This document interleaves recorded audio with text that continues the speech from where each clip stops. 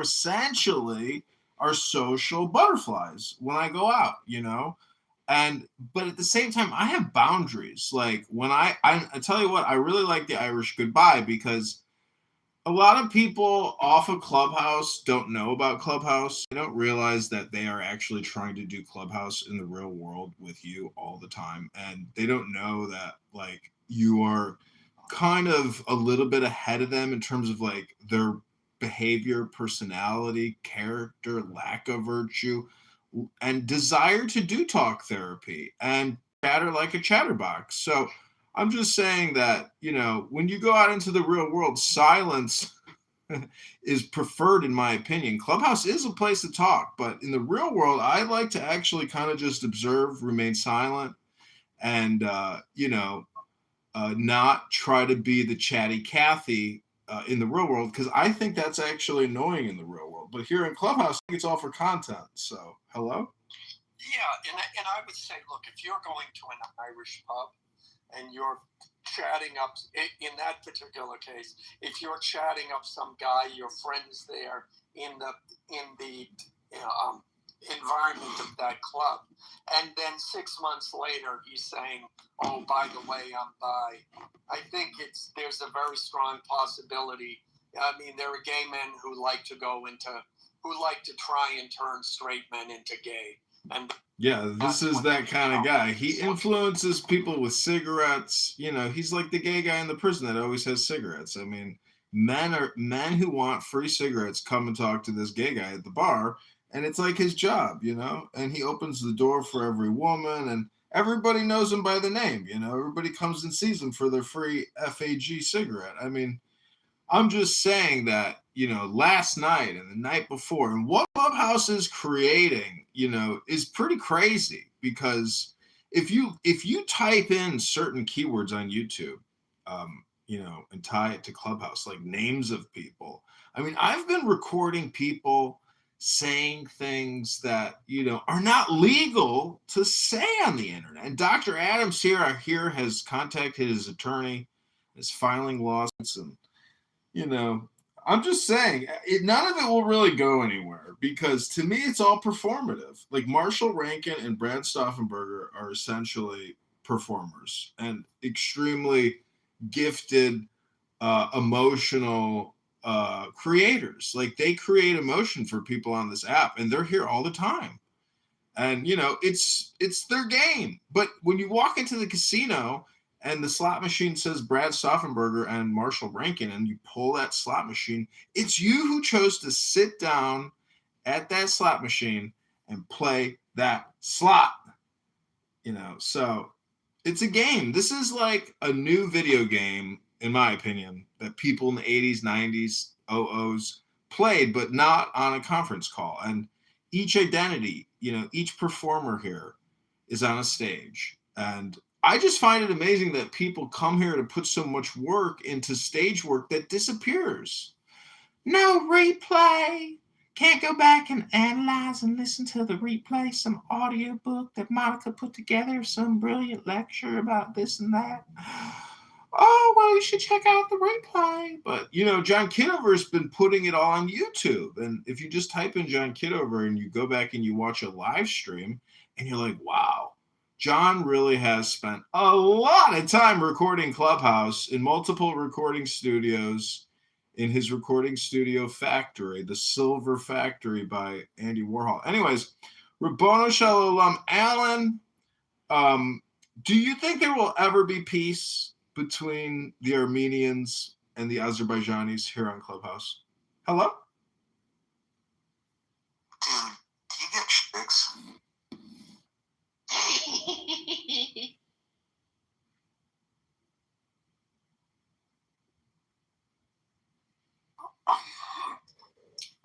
I didn't hear. To that question, I have no idea, John. And then I was looking something up. But and you don't have to answer that question, sir, so you know. Yeah, but I will say, Sam, I'm sorry, but the GIF you put up earlier, just way too small for my taste. Thank you. But please, Sam, since you want to be the center of attention, please say something. I can't. Well, I recently signed up for an adoption survey, and the adoption facility approved me for adoption. But then I was told that they didn't have that cute little sheepdog anymore with the blue eye, and I was so crushed that cute little puppy that I wanted to adopt, somebody swooped in and took that little puppy so quick. So you have to make a reservation. First come, first serve for the best, cutest dogs. All the old, ugly ones nobody wants. That's the saddest thing about the shelter is if you're an 8-year-old dog and you're old and ugly, nobody wants to adopt you, and you sit at the shelter for years awaiting your final execution. An injection, could be a vaccine, some type of chemical. Alan, you spend so much time here. I'm worried about you. Do you even sleep anymore? You're here all night long, talking endlessly. I think you're just a somnambulant sleepwalker talker. Yes, you're absolutely right. It's amazing. I'm not even. This is all on automatic pilot. By the way, have you heard Matt Walsh has a new documentary about Martin Luther King? Oh, Just came. No. Oh, the race wars it will create. Matt Walsh, how could you tell the truth? Matt, shut Matt up. Censor him.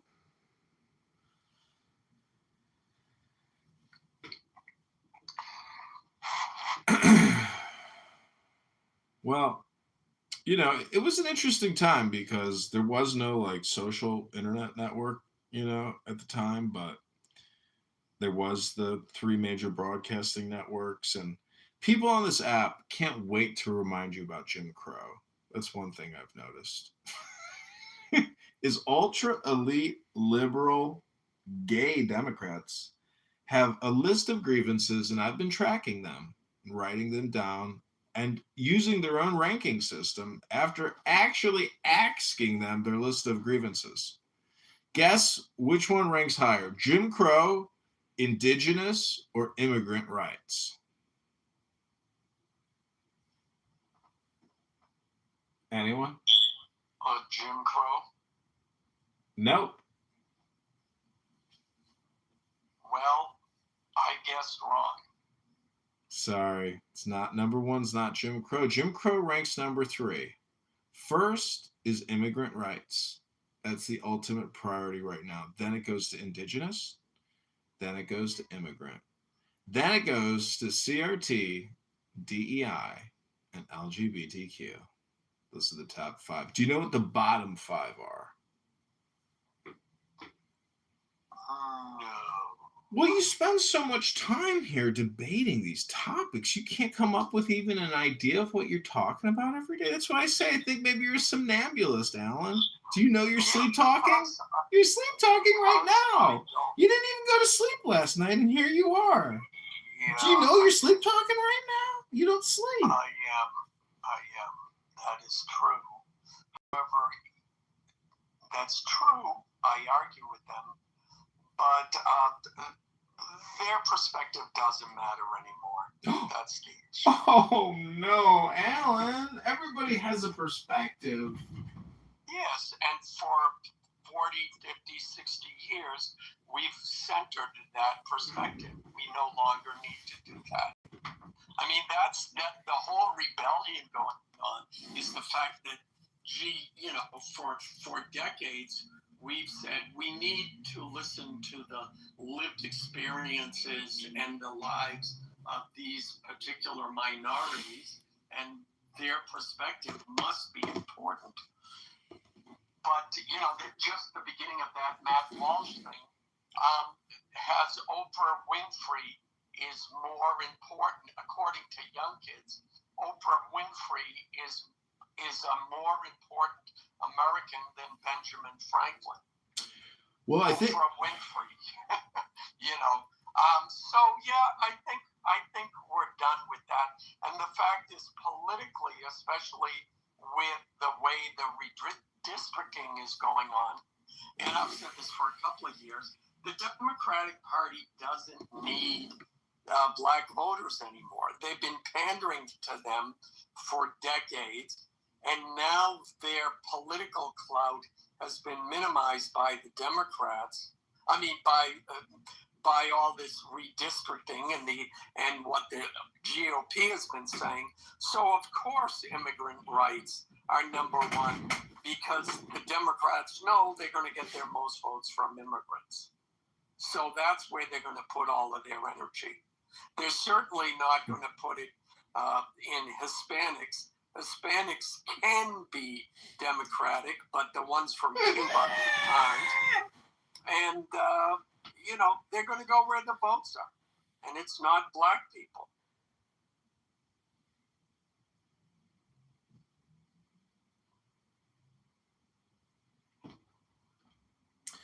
Well, Alan, when do you turn off, I guess, and stop, with your Clubhouse communication? Because the other day the app shut down for 2 hours and people were in a panic and they didn't know where to get their dopamine. They were panicked. I was getting text messages, phone calls. And these are people who supposedly don't even like the app. But sure enough, John Kitover was getting communicated with via text messaging and Instagram and YouTube. And they were saying, is it done? Did they shut the app down? Did they finally shut it down? And I was so happy. I was like, I hope we get a notification saying Clubhouse effectively immediately is shutting down data. I was like, oh, please shut this app down. I was so excited because that would mean that I am actually the biggest reservoir and library and catalog of most of the coolest and the most important conversations on this app. Once people here are no longer able to network and communicate, John Kitover will be the person that people go back to look for to find out what people were saying. I'm a historian, an archivist. This is a very excellent insight into what the purpose is. I thought it was just because people were interested, but it's actually all about you, isn't it? No, it's not. See, it's not just me. Me is also you. That's the cool thing about the work that I do. No, hell it is. Nope. No, it is. You're attached to me. I'm like the primary node and all the web extensions going out of my primary, which is all my YouTube accounts. When you speak in a normal way, then yeah, it's cool. Oh, I see. But I have to disagree with you. So wait, is it my grammar or my language? I'm sorry, Kristen. Hello? There are a lot of people who are on the app that are characters and they want to play and that kind of stuff. And sure, they play that. But there's actually a lot of really genuine people here too, and it's pretty cool. Just like you go out to the streets, you go anywhere else. And it's pretty neat. So it's interesting that you think everybody is an actor. You put them all under the same category. And you yet, so it's kind of interesting because you dismiss them all. And yet one day you think you're going to be valuable. So it doesn't really quite make sense. Well, see, that's your projection onto me. The point is, I think everyone is valuable, and there's only the now. I'm being facetious when I allude to the fact that I record conversations here because I've shut down my recording operations because I keep getting YouTube policy guideline strikes. And I don't want to risk my YouTube accounts on all these meaningless conversations every day, all night, all day, in all the rooms, politically correct included. The algorithm is completely biased. It never says anything about Patty and First Lady and Goat's politically correct room, but it has everything to say about every other room. So, the algorithm is in many ways completely woke, completely a joke. But it ain't broke, and it controls, $50 billion worth of advertising spend. So content. I've been listening to you. Hello? I've been listening to you for a few years, like talking about recording these rooms. I mean, like, why do you do that? I mean, can't you find a better hobby?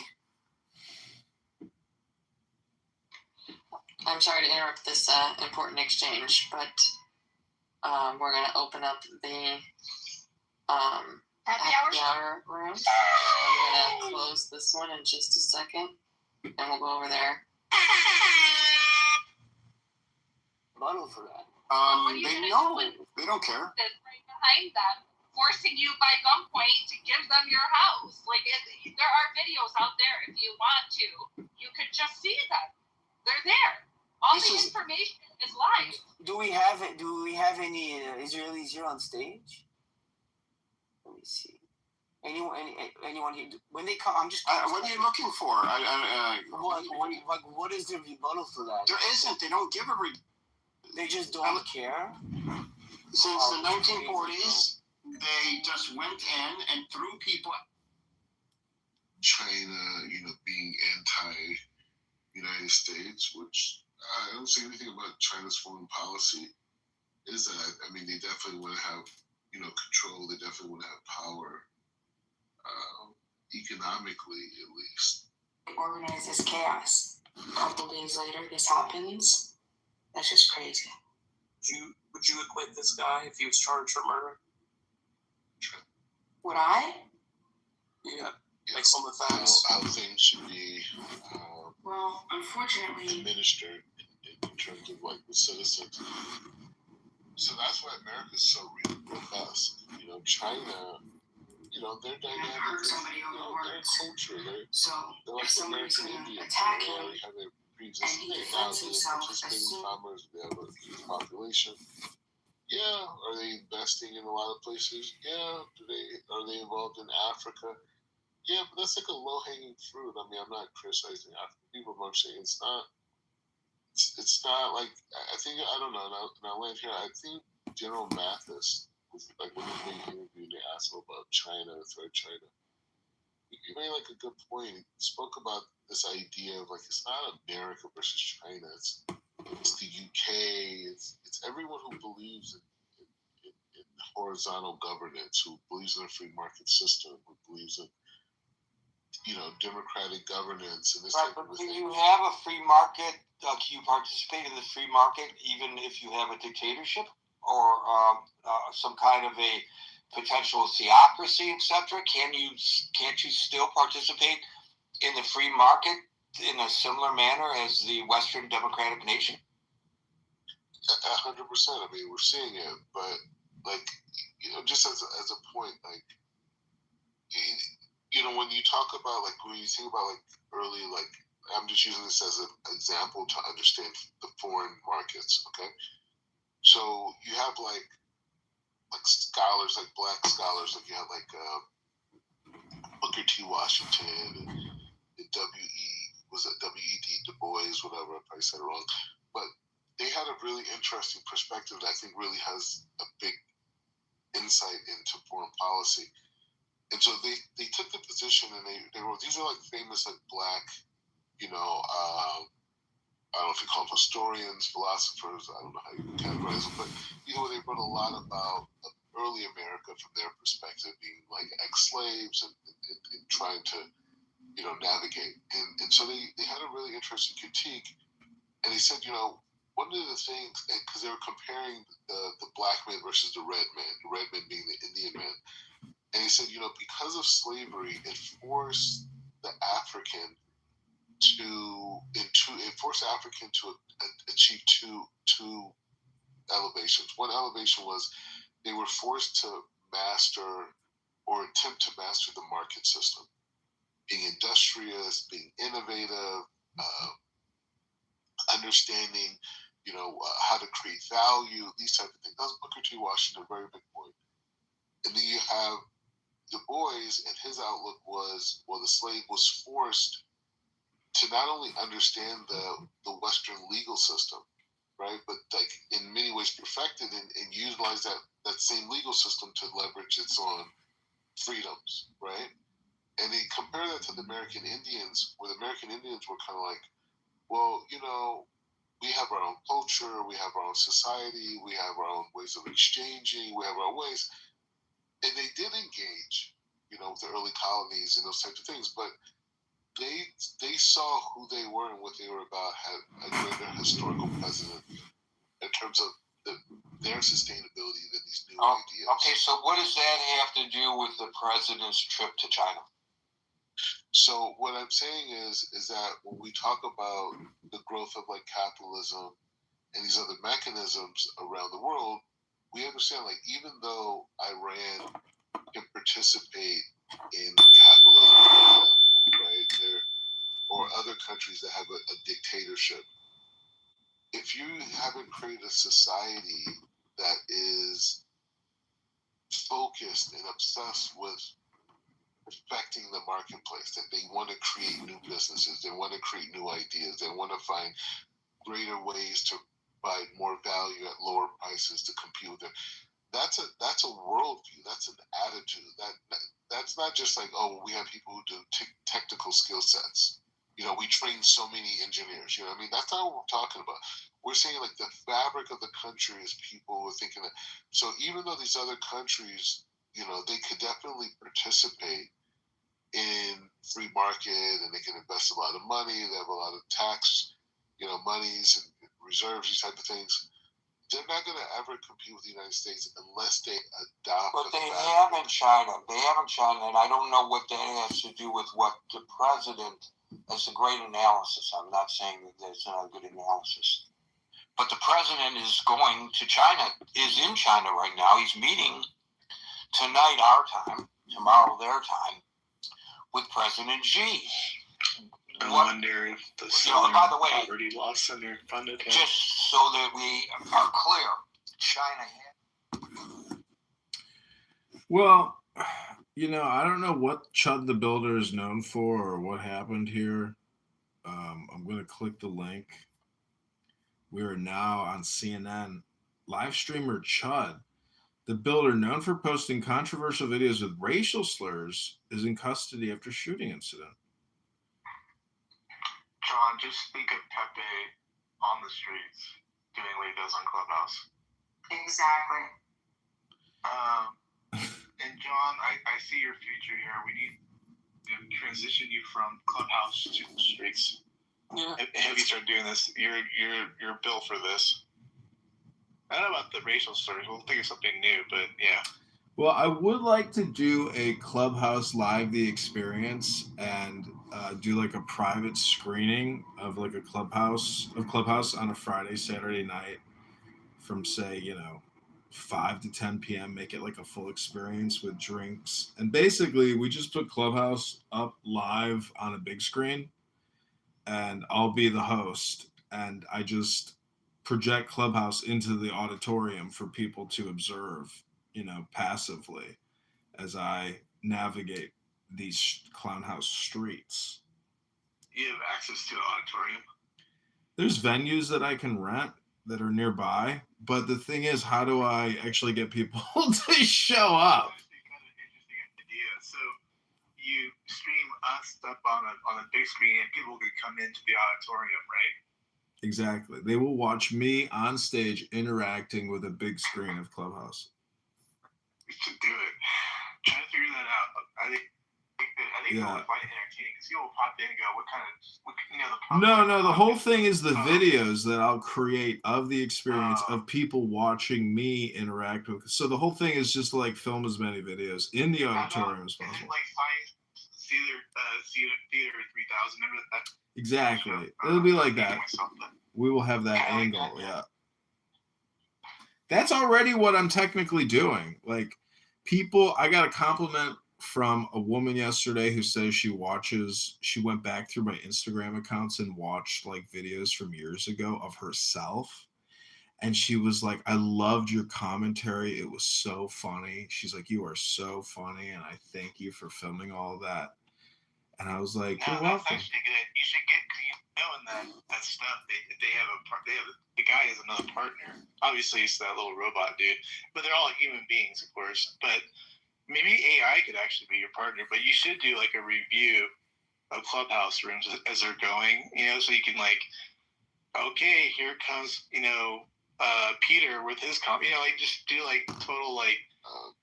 Because everybody knows the characters for the most part. Not everybody knows all the characters, but a lot of people would be interested in See, Anon lets you do that. Like right now, I'm in Gary Baumgarten's Critical Thinking Forum, and I have The News by John Kitover open and politically correct. So I'm like doing Mystery Science Theater 3000. I mostly just listen. I don't actually comment too much on what people are saying, but the liberal Democrat observational studies are always amazing. Right. I don't know. I think there's a new angle to how all of this, like this, it kind of is a new form of entertainment. I'm not gonna lie. I mean, let's be fair here. Like there's a lot of people on this app who aren't serious people. I mean, let's just face it. It's just entertainment. It is, but at this point. These rooms become bang rooms. But you're just a white banger. You're a white gangbanger, because if you go to any other black room, it's all crash out all the time. Cray 3000, that guy does it. And those rooms are like, in my opinion, not mentally healthy. But, if you can... By the sound, I hear John Morley. I am very impartial, I promise. You are not. I am just listening to you. But John is more racist in some. I don't know what you said. I hope you're at the gym. Call you racist. I think that's what he said. You just insist on that word strongly, and that makes the sensation. Still losing me here. But yeah, anyways. John, you do need to work on some kind of. You need to totally reinvent media. I think you give a shot at it. I don't know what it looks like. I have to see what you're doing. No, it's the Kill Tony tour. They're already doing what we're talking about. The Kill Tony tour and Joe Rogan and the Austin Comedy Mothership. They do these types of interactive shows, but nobody has like taken Clubhouse and made it into like a live show. It would be an experimental thing, and I'm willing to do it. Especially if I like tie it into my Chicago mayoral campaign.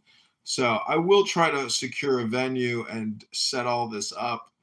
It'd be nice to have like a projector, and I'm pretty sure I actually have all the stuff that I need to try. I could even broadcast it on the side of my house. That would be one way to do it. That'd be funny. Yeah, I mean, all you need is some place to shoot it up on, Well, I have this projector that you just put your phone into the projector, and then it literally projects your phone using mirrors and a light. Yeah. It'd be funny if, like, how, like, you can rent those things that project like on buildings, like even, like, I remember, like, the Twitter headquarters had that. They had people projecting things about during the campaign, I think, but, obviously, or they were mad at him moving. I don't remember what it was. It was something to do with Elon or whatever. So if you were able to like project something on like the Empire State Building or some building, if you did Clubhouse onto that and like I don't know if you could do audio on those big building things. I just realized that. I don't even know.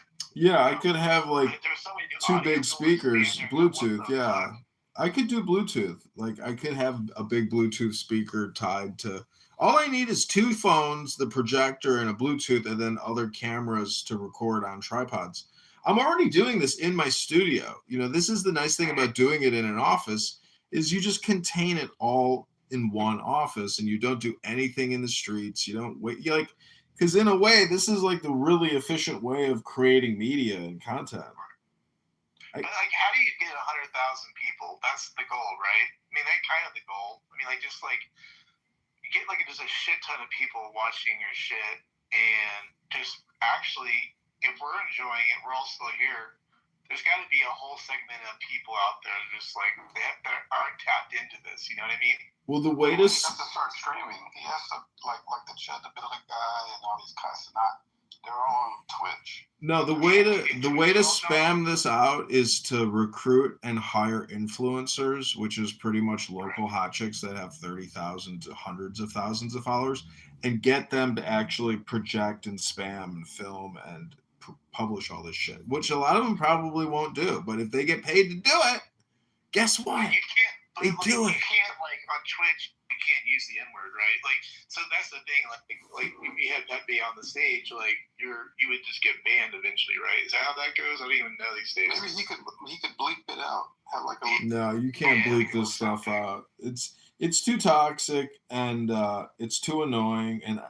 And actually, when I hear Pepe talking now, if I'm in another room, I run back here to my main recording studio and I actually turn the volume down and put something else on because personally, I'm just sick of hearing him and I don't want to record him and keep publishing him because I think a lot of people know that I'm recording and they actually step up their activity when they know that I'm recording. They get you in trouble too. Like he's using rape lately a lot, so it's like that gets like really true. Yeah, you can't. I mean, to me, that's just. I agree with Edward last night on that. I'm like, dude, you gotta like just chill out on the raping thing. It's a little weird, you know. But I can see how he gets just a little. I mean, he says he wants to kill hitchhikers and rape them in his van. Like he says all kinds of fucked up shit. Well, he's type A, like in the like Reddit, 4chan, dark web, Pandora's box, and so he says he came from the neo-Nazi streets of Discord. That's where he's from. The white trash Nazi ghetto of Discord. That's where he came from. That's where he was That's where he grew up. That's his mythology and his backstory. Yeah, they mix in with a lot of incels, and then that's what they fall into. Like rape becomes the thing that gets them off. You know what I mean? Like that. It replaces all the other joys of vices. Yeah. Like yeah. So I don't know what you do with that. I say it's just all for entertainment purposes. It is all for entertainment purposes, but the sad thing is, you know, I think the way that everybody talks and sounds and acts is really who they are, or at least who they're projecting who they are. And if that's what you're projecting all the time, well, Jesus Christ, you are one unattractive, unappealing, obnoxious, horrible, to quote Acek, horrible, terrible person.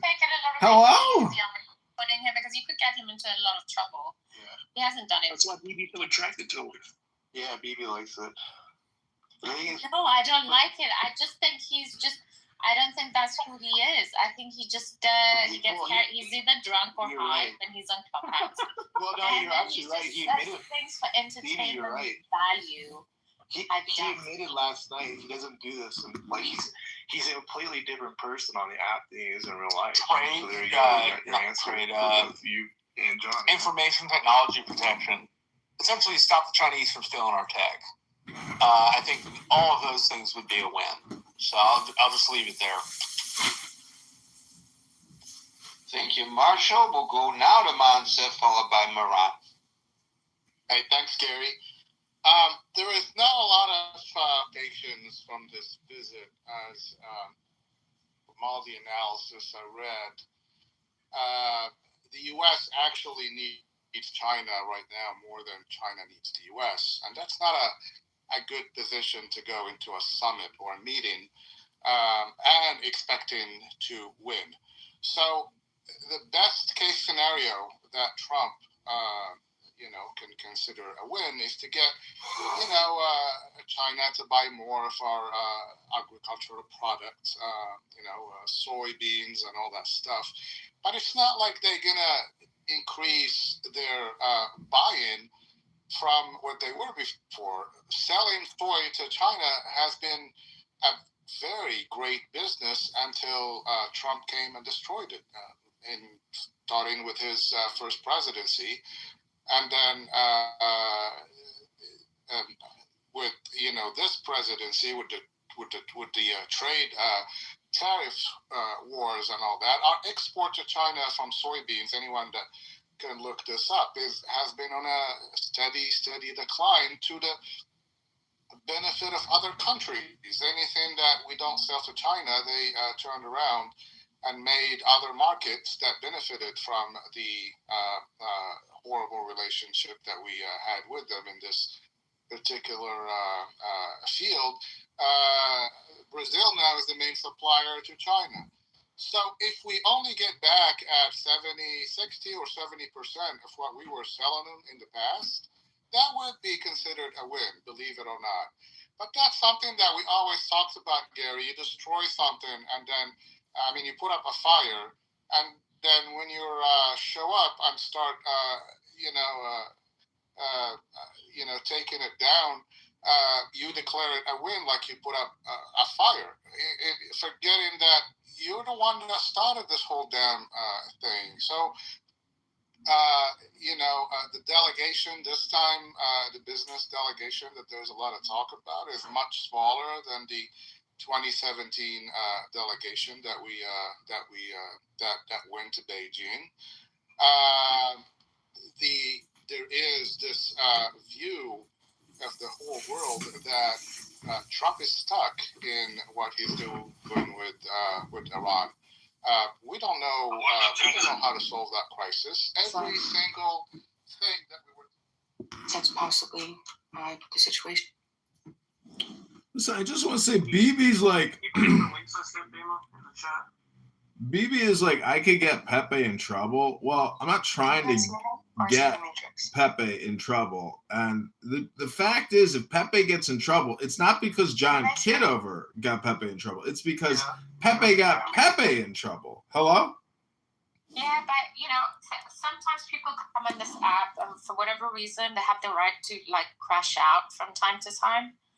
And it doesn't mean that we should somehow. Where's Mr. Edward? Where is Mr. Edward when we need him? Because you know what he would say? Personal. Am I in the Matrix? Personal responsibility, guys. Personal responsibility, guys. You know what personal responsibility is? That's right, personal responsibility, guys. The government isn't coming to save you. Personal responsibility, guys. I control my life, and that's it. For a more perfect union. Lima, will you play one of those, please? Oh, what did you want me to play? In the chat, there's 2 links. Has not been established. He had this great. He always kind of comes up with this thing, bombastic stuff like this is the end of the world, and if by tomorrow at noon you don't do this, you're going to be obliterated to the Middle Ages. And then 48 hours later, it's like, yeah, I guess we're going to take another look. We were told that the U.S. Navy ships are going to finally open the strait. That whole idea lasted for, I think, 24, 36 hours, and now we're back to no ships moving. Beautiful and the other child countries stands on the dragons of the deep. I invoke.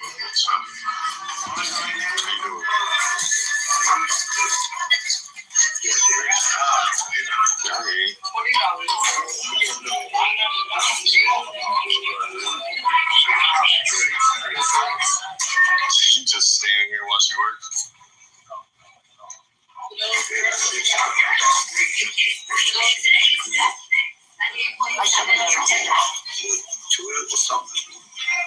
Am I 12? I'm 28. 28 years old. No, I'm asking your age. I was asking you 12. 12? Isn't that a number like 12? Hey, watch this. Hey, homeboy. Hey, what is 12? I don't speak Ebonics. Oh, so you need it. You know who I am. Yeah, back the fuck up out my face. That's what I thought. Posture up. I really hope you want to. You want to step outside? Come on, nigger. Let's go. Come on, nigger. Yikes. batteries and all that shit. So we quickly scrambled and went back. It's like, oh, okay, we'll do a truce. And it's been like, they agreed on a 12-month truce, which, with this visit is an expectation that the truce will be extended. So this is, again, what I said before, it's getting back to how things were before. And then when they say we're going to extend a truce and the tariffs are going to be lower and China's going to keep selling us their rare earth minerals, this is how things were before. We destroyed it. We're going to fix a little bit out of it.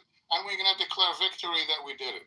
So, there's not a lot of expectations this is how I see it. This is how a lot of geopolitical analysts see it.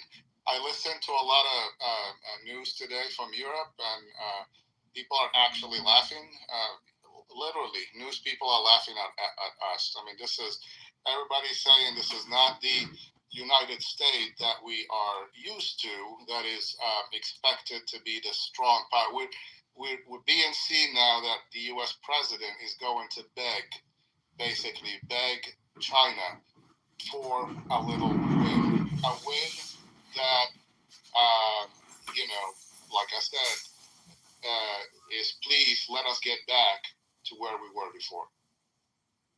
I'm trying to recall, but wasn't Obama disrespected by the Chinese when he went there? And wasn't there a lot of commentary about how weak he made the United States look? I'm going to have to. Yes, there was. There were several articles written about how the United States was a paper tiger. Right, because he got played. They didn't. He had to walk. They didn't. They did not bring even the stairs for him to go out the front of the Air Force One and walk out the back. That's true.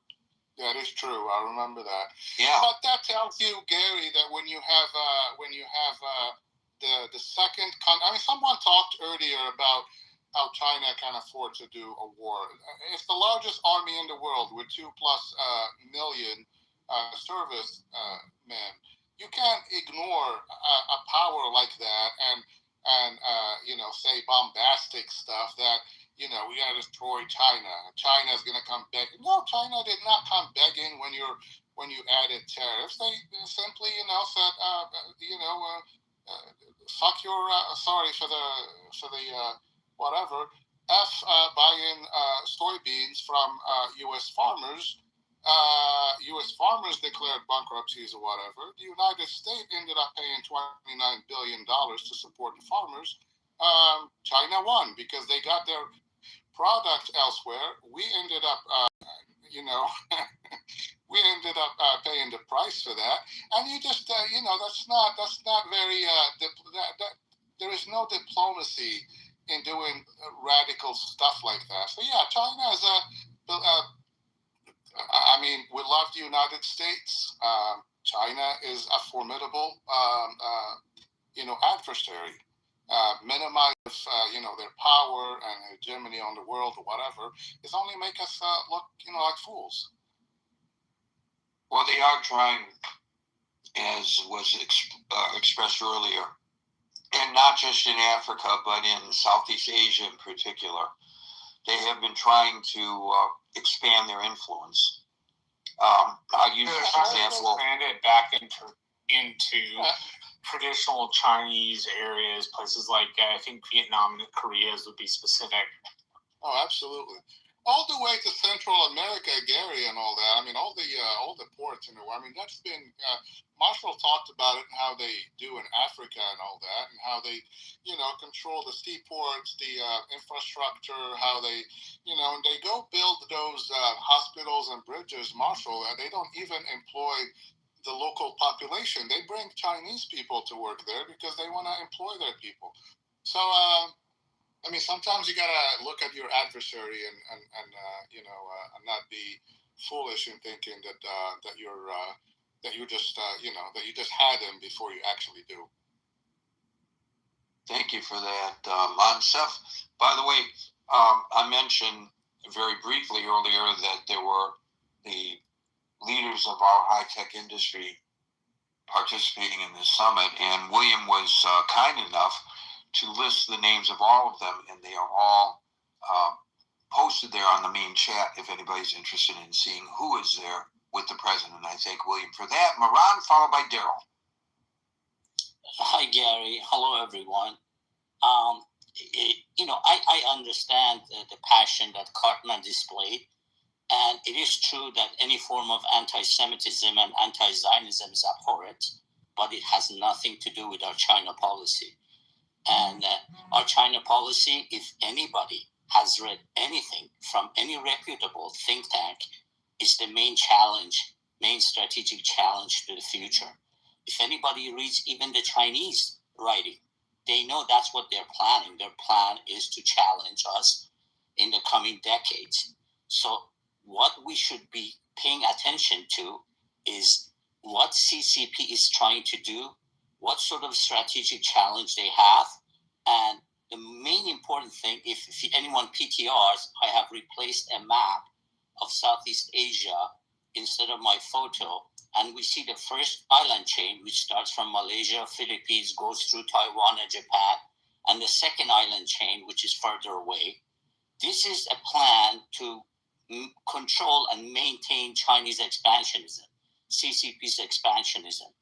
If you read the military plannings that the Chinese have, their own writing, all their military is planning to break through this chain.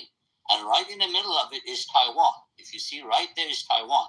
By taking over Taiwan, you're basically breaking the first island chain, protecting us from Chinese expansionism. This is what it's all about. I mean, if you look at what they're planning to do, that's the main important thing we should be thinking about. So this is something for the next decades, and it has nothing to do with any other policy that we may have. Now, go back to the question of the room, what is a win? Well, as Marshall said it, I agree, and I think Gary, you mentioned it too. The most important thing is to manage the trade tensions we have with China. That's the most important thing, without giving anything about Taiwan. And if we get a plus, if we can have the Chinese to help us managing Iran, that would also be a plus. Again, all of this has to be done without paying anything about Taiwan. And everyone is kind of scared because we all know the president is the man who can go off script. And we're all worried that, the Chinese, if anyone paid attention when he arrived, the Chinese put on a big show, sent their vice president. And as you guys said, Obama didn't receive this treatment because they know how to treat this president to get something out of him. So what I'm hoping, and everybody's hoping, that the president can not go off script, pay attention to our strategic plans, and not give up anything on Taiwan. But if in the meantime he can manage to ease the tensions, trade tensions, and get some help on Iran, that would be a win. And that's all I have to say, Gary, and thank you for your good rooms. Thank you. Of course, the problem he has with that is that he said he's hoping to get some help from China with regard to Iran. And then he backtracked and said, no, we don't want their help. We've got it well in hand in Iran. And so is it a win if he gets that help, or is it a loss? Because he said we didn't need it. I guess no matter what, this president has shown a remarkable ability to declare victory no matter what. So I guess it would be viewed by him as a win. I don't know whether we would view it as a win. I think so. I think if we can bring an end to the war in a manner that resolves the nuclear weapons issue, really resolves the nuclear weapons issue, I don't really care who gets the credit for it. And I guess maybe that makes me un-American based on what a previous caller suggested. And I don't know how he makes that comparison with other folks who have spoken here, that makes them un-American and hates America and wants America to lose. Because I thought that was the goal, to eliminate the nuclear weapons. I would like to see the goal to also be the removal of that regime, but I don't know how that's even in the cards anymore.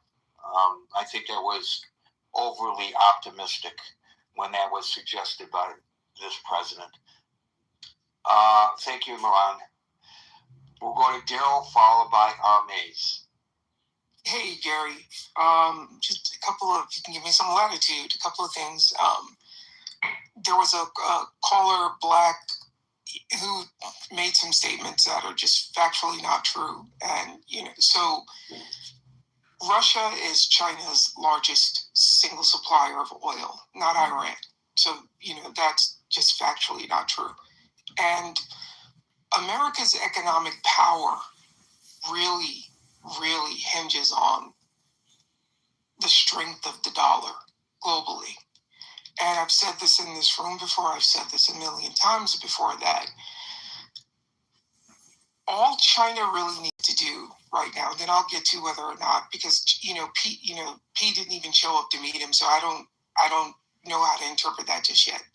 All China really needs to do is kind of just hang back. There's this quote from Sun Tzu, The Art of War, never interrupt your adversary when he is in the middle of making a mistake, right? I think what the previous speaker just said about Taiwan is actually very important, because if you look at what we've been doing, over the past 13 months, right, we're looking to control energy, oil, natural gas in the Western Hemisphere. We're talking about invading Cuba. What some don't know is that Cuba actually does have oil and natural gas. I think Cuba produces a significant amount of oil per day. It's not great oil, but it is still oil.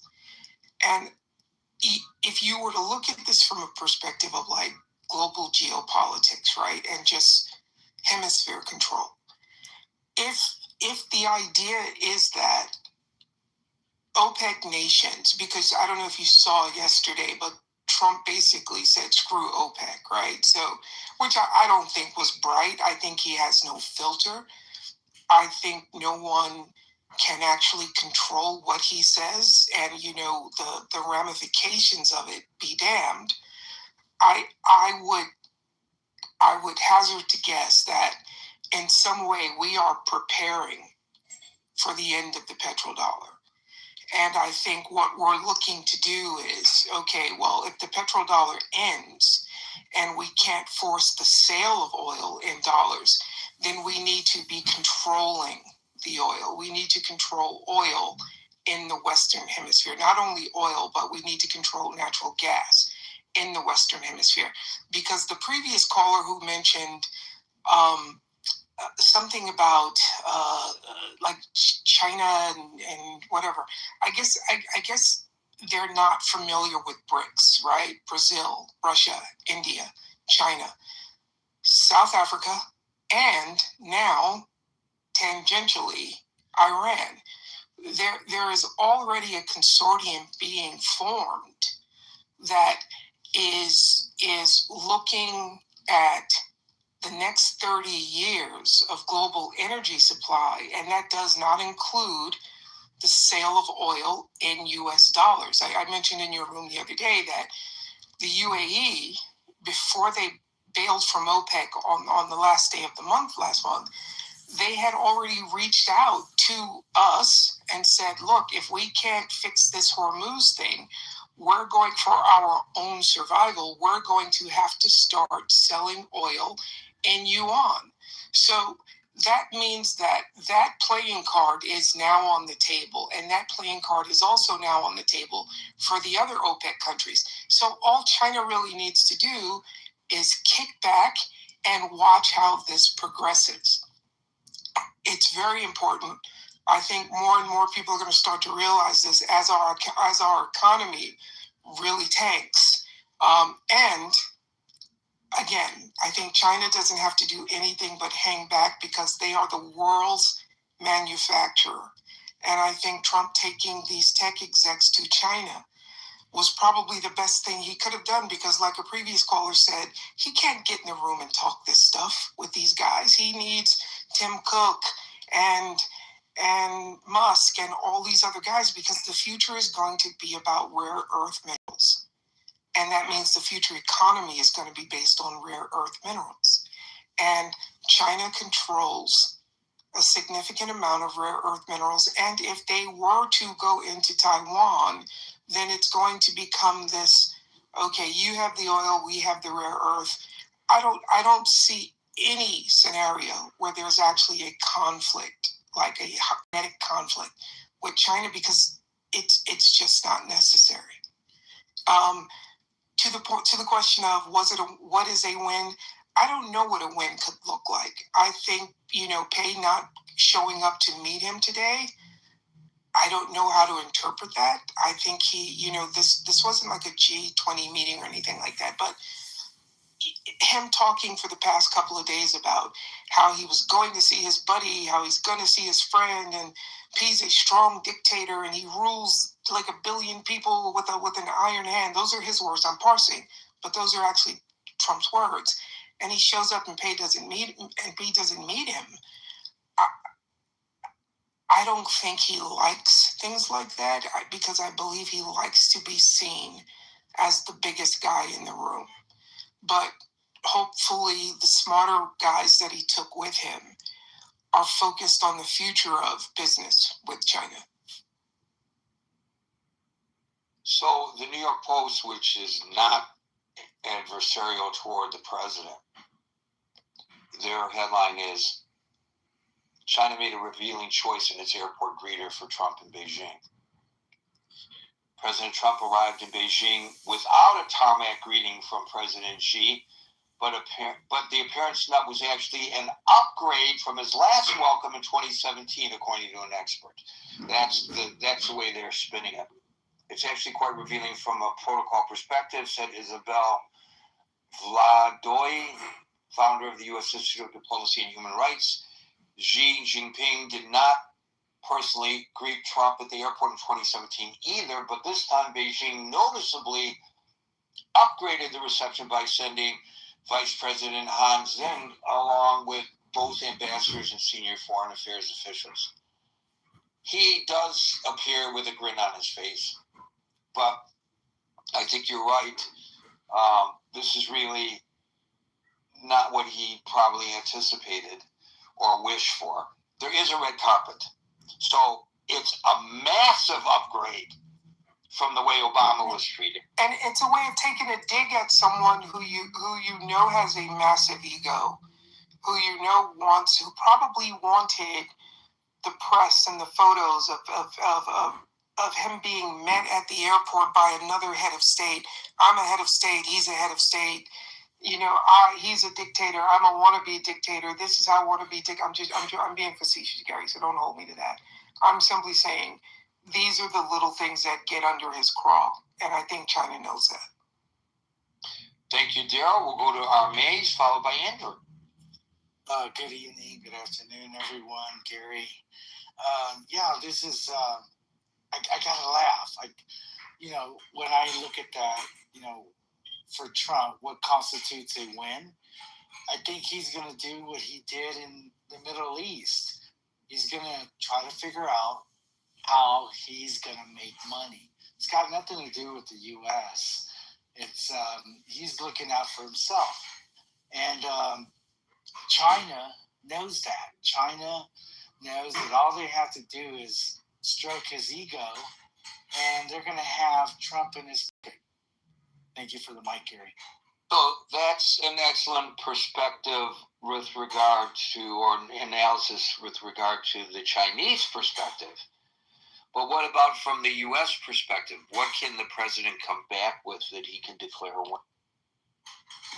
Well, I think that if he had some kind of agreement with China that they were going to help manage Iran or something along those lines, I think that would be a win for the country.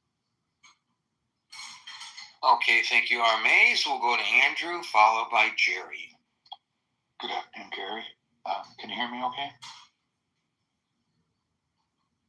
Yes. Sorry about that. I was managing the room and couldn't grab the microphone. Yeah, I'm not sure what would constitute a win. I don't think it really matters to Donald Trump. He'll sell it as a win, whatever it is. I think, with the tech bros going over, that could possibly be a good thing in terms of investment flowing that way to some degree. But I just want to point out that when Donald Trump went there in 2020, I think it was January that year, he came away with 3 or 4 MOUs, memorandums of understanding. One of them was for $200 billion. One was $78 billion for West Virginia, I believe, which is more than their GDP that year. And that was for power and gas and some other issues in West Virginia. But really, what the proof is always in the pudding. And unfortunately, those memorandums of understanding, the real investment has fallen much, much shorter than what was to be understood. So if he comes away with those again, he may waive them, much like Neville Chamberlain waived his little paper in coming away from Berlin. But if they don't follow through, then you're stuck with nothing, really. And China's not a reliable trading partner. We've noticed that here in Canada over the years. They retaliated against us by kidnapping two gentlemen, two Michaels, as they're famously called here in Canada, and held them for over 2 years in prison in retaliation for us holding the telephone executive lady, I can't remember her name, in Vancouver at the behest of Donald Trump and the administration for violations of whatever trade rules that she was accused of violating. And then, of course, they tacked on canola as a bargaining chip as well. So they're really a tough nut, China is. And I'm not sure what you can expect in real tangible results that will bear out, I suppose. But I do believe that whatever he comes back with, he will pronounce a win on that. Thank you, Gary. Thank you. I think it was Gerald that was talking about how the president may view with admiration the way Xi runs his country. I just want to give you a little insight. A friend of mine who sadly died because he was waiting for a kidney transplant and it never came. He was a longtime correspondent, U.S. correspondent, foreign correspondent in China. And at the bureau where he worked, he had assistants, Chinese national assistants. Well, the assistants came from a pool provided by the Chinese government. So he had no choice but to hire minders, and that's what they were. It wasn't that they didn't do their jobs and didn't try to arrange interviews and act as fixers, as the saying goes in my business, where a local will go and talk to folks and try to clear the way to get you in for the interviews. Those are called fixers. They did their jobs, but their other job was to report back everything that was discussed in the bureau, all of his movements. If he wanted to travel outside a certain radius from where he was located, he was forced to get a permit from the government, and the government would, they accommodated him by providing him a guide. Well, obviously that guide determines who he could see, what he could talk about. The people who are talking to him mind what they say very carefully, because this so-called guide is there in the room constantly. That's the way a totalitarian government, which apparently is something that this president admires. That's how they run their governments. Amir, followed by William.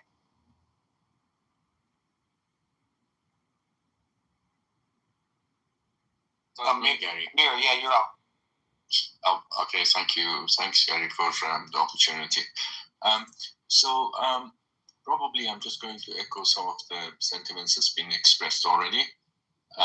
What constitutes a win for Trump? I think if Trump could convince President Xi to pull the plug on the regime in Iran, that would be a massive win for him. But the question is, what kind of sweetener would have to be dished out to President Xi to convince him of that? Now, the fact that a whole host of tech giants are accompanying Trump, it could be that the sweetener is actually to roll back on some of the tariff wars that's been going on. I don't know the exact details of that because I don't live in the US. But perhaps to shift some of the even manufacturing that was pulled back, maybe not too technologically sensitive stuff, but more of a less techy manufacturing to help with China's unemployment. I'm just thinking aloud here, really. But the jewel in the crown for Trump, I think, is to sort out the situation in Iran. He would be able to, he would probably stretch as much as he could to achieve that and to get Xi on his side on that. Can I just say one thing? I think someone mentioned about the relationship between China and Iran. I think a lot of people have got that wrong. From what I understand, it's a pretty one-sided relationship, and it's all in favor of China. I know for decades they were making the cheap oil, because of sanctions, and of course in place of that, they would just ship over, shall we say, second-rate goods, and some military stuff, of course. So my point is, there is no real strategic relationship between Iran and China would be willing to, given the right price, to drop Iran. That's what I would imagine.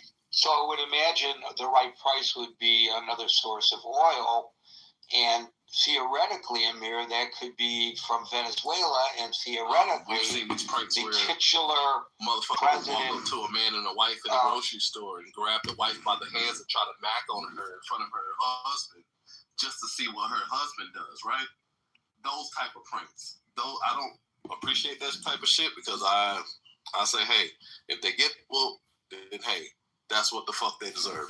And I've been saying this shit for a few years. One of these days, these pranksters are going to get shot. Somebody's going to get fucked up. And there was a Adrian, you sound a lot like my black friend who said I was going to get punched in the face. And I was like, I'm ready to go to heaven. And my friend was like, man, somebody going to punch you in the face. Yeah, so, when I see pranksters out in public doing these skits or these acts and shit, provoking people for no fucking reason. Venezuela or other places. And in place of it, play ball with what Trump wants to do in Iran. Thank you for that, Amir. We'll go to William, followed by David. Hey, everybody.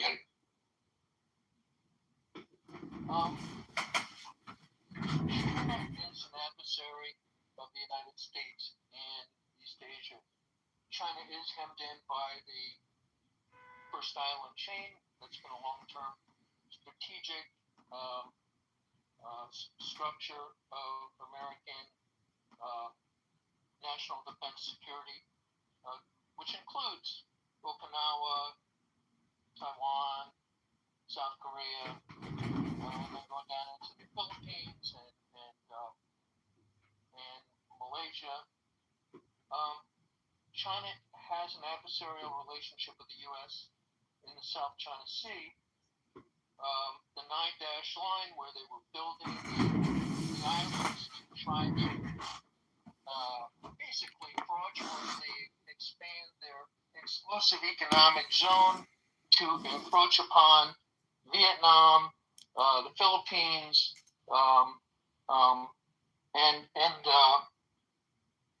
Malaysia, and other countries in the 9-dash line. I don't have a graph of it open right now, but the 9-dash line is a pretty critical area where countries with whom the United States has alliances has an adversarial relationship with China, and so we have some incentive to try to maintain some alliances.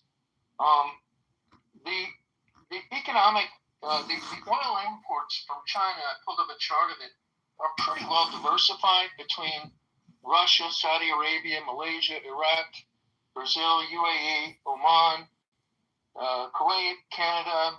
But a lot of it's not just Iran, but a lot of the oil that they import does come through primarily the Straits of Hormuz.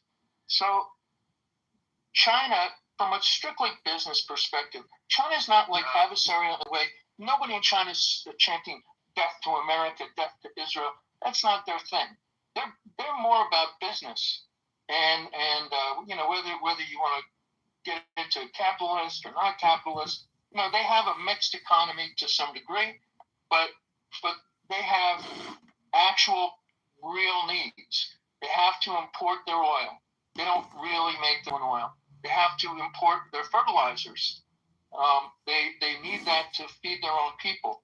They actually have a water problem, especially in the northern provinces of China, where they're really parched. So they actually need better access to water. And some people have argued that they are, along with sort of the so it's kind of like it's a weird Sun kind Tzu of philosophy. I hear what you're saying. I'm not endorsing what he does. I think it's an idiot. Yeah, you see them walking away, but still antagonizing people.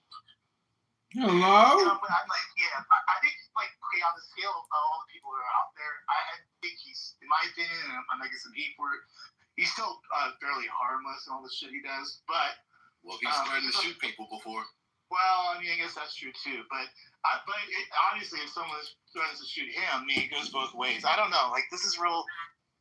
This part is all this stuff is really interesting. It's entertainment, but the truth is, if you want to do so. I'm not gonna ask you again. I'm not gonna ask you again. I'm asking you to remove Liberty's profile from your picture from your profile. Would you please do that? All right, for you, Bima, I will. Thank you. I appreciate that. Thank you. Okay, go ahead.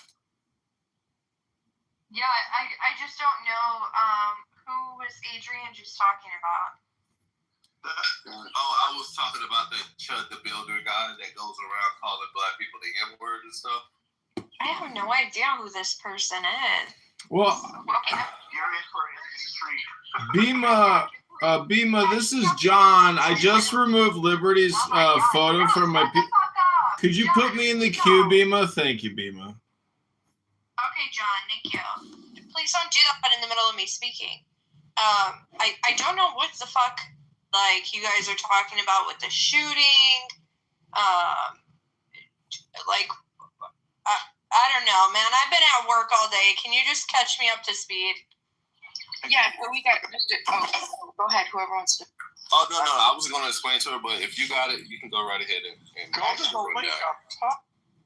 Yeah, Bima, if you could acknowledge my existence and. I've been at work all day. Can you? John, what are you doing? I'm asking to be put in the queue. That's what I'm asking for, moderators. John, I'm doing a recap. I'm trying to help people out that are new here. Come on, man. Well, I'm not going to do it. Bima, go ahead and just do it. You actually know more details than I do. I just got home and was catching up myself. But go ahead, Bima. Yeah, thanks. I'm new to this, so anything that I say, it's potential for error, so we can all correct each other and learn from each other as we go. What I understand, there's a guy. Yeah, as part of coming to an agreement with China on all these other important issues, we also changed the tariff policy, which has changed like hundreds of times. It keeps going back and forth and back and forth. But if he can back out gracefully from the tariff policy and pull that away, that would be a win. If he can get an agreement, and I don't know if this can even be made public, but if he could get their help, an agreement to pressure Iran to open the Strait of Hormuz, China does have a relationship with them in a way that we don't, and it would also benefit our other allies in the Persian Gulf, because I think Saudi Arabia, Kuwait, Qatar, UAE, they're all getting a little pissed off that their access to get their oil out of the Straits of Hormuz has disrupted, and it's damaging the world economy. So I don't know if it can be made public. It's just some things have to be actually handled quietly and diplomatically, but that's something that Trump might achieve that would, in reality, be a win for the United States and a win for the world, because it would get us out of a face-losing situation. Because I don't think I hope I'm wrong. I hope I'm wrong. I wish we could have achieved regime change for the Iranian people, but I don't see it happening. And I think we're kind of in a quagmire right now, and we'd be better off to be out from an American point of view. But that's a possibility, because a lot of Trump's voter base, a lot of the Trump MAGA base, is really pissed off about the going back on the no new wars, and this is what looks like it's a very expensive potential quagmire. So that could be a win for Trump in reality. How he would announce that, what he's going to announce, I have no idea. But whatever it is, whatever he comes up with, he'll announce it as a win. Another win that might come out of it is with lessening tariffs and reopening free trade. He's got all those really competent tech guys with him, and other captains of industry, somebody from Visa, somebody from various banks. That's something that can open opportunities in a way that Trump can publicly declare as a win that would benefit our economy. So, that remains to be seen, but that's my guess about, what he can publicly say as a win, and what is privately maybe going to happen that we're not going to know about right away, or maybe we will. Who knows? Because Trump is pretty impulsive. So he might have a secret deal that he negotiates and then put it on the Truth Social or Twitter or whatever. So those are my thoughts. I did want to make, not for you, William, but just like a simple correction. I was talking to one of my friends who used to live in China and then came to the United States for college schooling. Apparently, the Chinese diplomatic protocol is usually for the foreign minister to meet the head of state, not for the vice president to. I read something about that also, and I think this is keeping with protocol. That you don't expect to have your head of government, your head of state, going down to the airport like an errand boy to do that kind of meeting. And this is just consistent with prior protocol. Well, so the other point this person made was that sending the vice president of the country. And if you decide to, reach up your arm. Hey, Coco, I hate to interrupt, but moderators, if you could put me in the queue, thank you. You're in the queue, John, right after Coco. Jesus, why do you keep doing this? I thought I was next. Oh, sorry, John was waiting. Go ahead, Coco. It's just really annoying, John. Honestly, bro, you sit at home all day. Get on the app. Can you chill?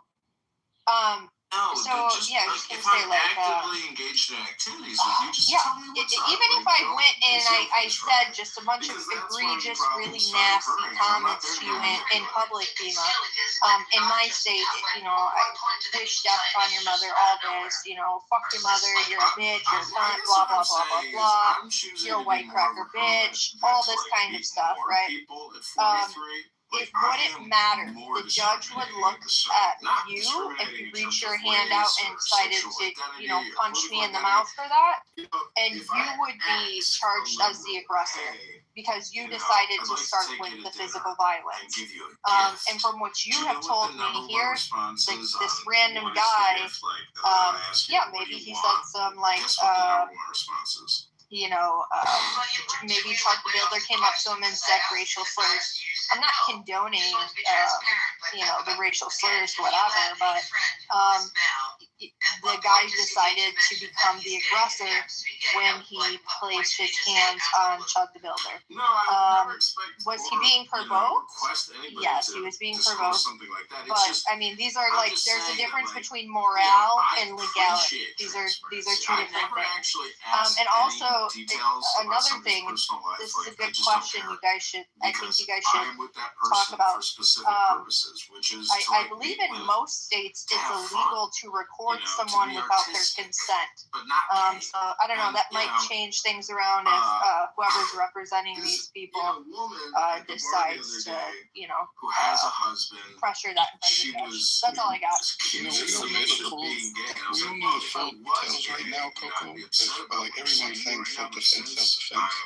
We haven't seen any videos. It happened outside of a courthouse. Very funny. Which that's the time to be on your best behavior. But so there's a lot of cameras around that courthouse, and I'm sure that we're gonna see what actually happened. Real quick, do you think that he pulled out a gun and shot the person just for shits and giggles? To play out what you're thinking, maybe I don't got that right. No, I think that there was a fight, but we don't really know who started it. Who bumped who? Sometimes it can come down to that, like who bumped who, and then who, responding. We don't really know who initiated it. We gotta watch the video. Like I said, it happened outside of the courthouse, so there's a lot of cameras around there. Yeah, I was gonna say, hold on, wait. I have a question, y'all. I already get tired of the video on this. It's classic. Streaming, come on now. I'm getting ahead of you. We don't know if it was streaming. No, I know. That's the irony. Like, why can't we? I've been waiting for this. People know, Beaver knows. In another channel, I've been saying, okay, we're waiting for this guy to either get shot or shoot somebody. And sure enough, it happened. I was hoping for it to be on screen as bad as it sounds. But Matt, hold on. I have a question. So, let me know if I get the series of events fucked up. So he comes out of the courthouse. He sees these people pointing or saying something about him. He approaches them, starts a dialogue with him. And then soon after that, an altercation happens because he's walking away, and then an altercation happens. During that altercation, he pulls his weapon and shoots someone. Not only shoots someone else, but he shoots himself. Now, you just tell me pause right there. Don't conceal things. If I'm actively engaged, that means he had his gun on him when he walked out of the courthouse or was in the courthouse. I don't think he have a gun in the courthouse. Did they allow him to have a gun in the courthouse? I just don't know. Maybe he surrendered it, and then No, if you're not law enforcement, it's the cheaper version of a song, because when you hell no, that's not how that happens. Tremendous amounts of gas or electricity, but the infrared is its own. Yeah, maybe he walked in, he surrendered the gun, and when he left, they gave it back to him. That could be. I'm not discounting your thing. What you're saying is they let him into the courthouse with the gun. That no way. That would be problematic. I'm assuming that he already had his gun on him when the altercation happened, and before the altercation, which means he had his firearm on him in the court. Well, I can explain that. So in Texas, specifically, I don't know about where he lives. I think he's in Tennessee. But in Texas, Texas, they have like storage lock boxes. So if you do come in with a firearm, you can actually lock it in the lockbox before you go through a security checkpoint. And then they give you a key that's the only key that can open that. They have like a master key that can open it. But they give you a key, and then you hold on to that key, and then you can reholster their firearm. Look, as far as free speech goes, the Supreme Court is clear about this. The principles are time, place, and manner. And depending on time is when it's open, place is a location that it's available and accessible to the general public, and manner is a manner that's not disruptive. Yeah. So that's the issue. So if as far as him in general, if he's being disruptive, in some way, you know, and the video and the guy that Bima played, you know, he could say, I'm just going to 7-Eleven trying to get a drink, and this guy's harassing me. Then it's not protected speech. And that's one of the three things. So those are the principles. Now, I think John wanted to go. Yeah, I just wanted to say that, you know, this guy who uses the N-word in this very vulgar way, who happens to be in this horrific, you know, incident, people are, you know, see, Clubhouse is a very small community compared to like the YouTube community and these guys that technically like have their own platforms and followings. And it's unfortunate that, you know, American men or Canadian men or Australian men or European men happen to find this type of content entertaining. And I follow so many Instagram accounts and I see such horrific violence on Instagram on what I would call like shadow accounts that like, I don't know how else you see these videos, but a lot of it is just criminal activity. And it's shocking the violence that is on Meta, on Instagram. But it is basically social and societal violence. And it's horrific, beyond horrific. But I would also just point out, you know, as somebody here who engages in political communication, that your security and your well-being is important this summer. And just the other night, I had 2 people on my property who were probably homeless and intoxicated and up to no good. And they were trying to steal shit, and they were doing all kinds of shit. They were going through alleys and picking through cars and trying to go into this building over there. I mean, you know, they were having a good old time in my neighborhood, and I was observing them, and I called the police. And the police showed up late by the time, you know, they had made their getaway. And I'm just telling you that you can become a victim this summer. And Clubhouse, this little security briefing, you know, which is something you usually do before an event, is to say, hey, practice situational awareness. But the real situational awareness is not just your physical security, like if you're on a train or a bus or somewhere like that. What I'm trying to tell you is Clubhouse physical, you know, cognitive security is what Elon Musk calls it. And in my opinion, listening to racist, vulgar, profane hate speech for days and weeks and months on end, to me is a waste of my life, my existence. And I'm just warning you all as users of this app, and this app will probably shut down eventually because you see no advertisements, right? You see no like real subscription. I mean, let's just look at the pluses in here. Let me look at the pluses. I don't see any pluses. Wait, Bima and Nye are the only people paying for this. Anybody else? Nope, that's it. So 2 out of 15 people actually pay for this content. That's not good odds for an app. Oh, there we go. So in those districts ad nauseum. Ad nauseum, absolutely. And particularly if they're being ran in the face of even higher gas prices than we're facing now. So, yeah, the Republicans are going to have to somehow find a way around that. But Gary, the win here also, I think, is involving, you know, can China bring Iran to heel on some level with our military and our economic might? Can China carve out enough of a win with us to do Trump's bidding kind of backdoor-wise and try to help everybody save face here? Because, you know, buying that much oil, that deal that they cut with Iran would absolutely go up in flames and be one less oil source for them. You know, we saw how we kind of checked them on Venezuela.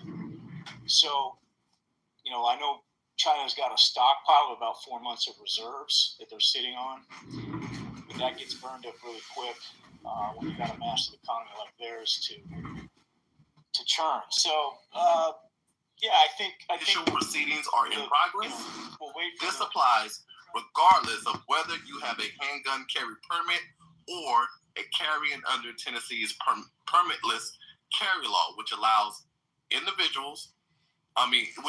eligible adults 21 and older to carry handguns openly or concealed in most other places. So whether they have lock boxes or not for you to put your firearm in, you can't bring that motherfucker in there regardless. Period. Full stop. Yeah, but under Tennessee law. Yeah. So back to the observation. How the fuck did he walk out of a courtroom or enter a courtroom and get into an altercation with someone outside the courtroom and use a firearm? Where was that firearm the whole entire time he was in that courtroom, in the courthouse? Good question. So, because he didn't go to a vehicle and retrieve it, he got into an altercation after he came out of the courthouse. Well, that's so that means, but logically that means he had that firearm on him when he wasn't supposed to have it on him. Yeah, but what you're missing, Adrian, is that when you get to the security checkpoint, if you say, "I promise on a holy stack not to do anything bad with this gun," then they let you in with it. That's also right. And I wonder, so if he was at the courthouse, that was probably for his resisting arrest charge that happened a couple of days ago, and also fleeing the bill on a $400 tab. So this guy's having a shitty week. Right. So he was there for whatever official court proceedings. 3 charges. Yeah. Yeah. So where the fuck did he produce this firearm from? That's interesting because it makes it more sketchy. We can't verify whether he had it on him in the court or not. But there's 2 case scenarios. One, he either did have it on when he went into the courtroom, or 2, worst case scenario. This is the worst case scenario. He went out of the courtroom. He went to his vehicle. Retrieved it.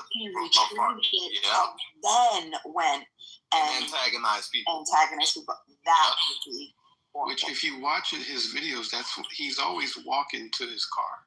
Like, he's always, like, once he gets into it with someone, he goes to the car, I guess, to, like you said, retrieve the weapon. Mm-hmm. So this may have been, I can't wait to see these cameras. An antagonistic action that he did on purpose because he understood, hey. Yeah, but Adrian, it's legal. That's the thing. Like, this is the thing, like with the ACLU back in the 70s, there was a bunch of neo-Nazis, like Nick Fuentes types and fucking Chad the Builder, that wanted to march in Indiana through a Jewish Holocaust survivor community.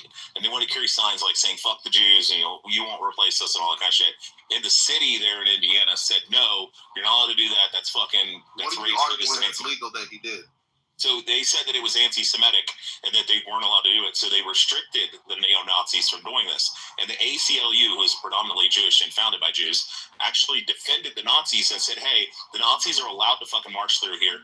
It is fucking hateful rhetoric and we disagree with it, but they're allowed to do that. So as long as you're not doing a call to action, if I say I'm going to get my fucking gun and shoot you in the fucking face and I'm not in fear for my life, that's illegal. But if I say, hey, I wish you'd get shot in the face, that's 100% legal. If I say nigger to you on the fucking street and you attack me and I feel that my life is in threat and in danger, I have the right to understand your ground to wait, hold on. What are you arguing is legal or not? Because my whole point is legal. No, listen to what I'm saying. I think we're talking past each other, respectfully. My whole point was, where the fuck did he get the gun from? Adrian, either got it from his gun or they have a secure lockbox on it. Adrian, I just put it in the chat.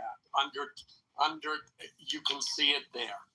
Under Tennessee law, the sheriffs provide lockboxes for you to do it.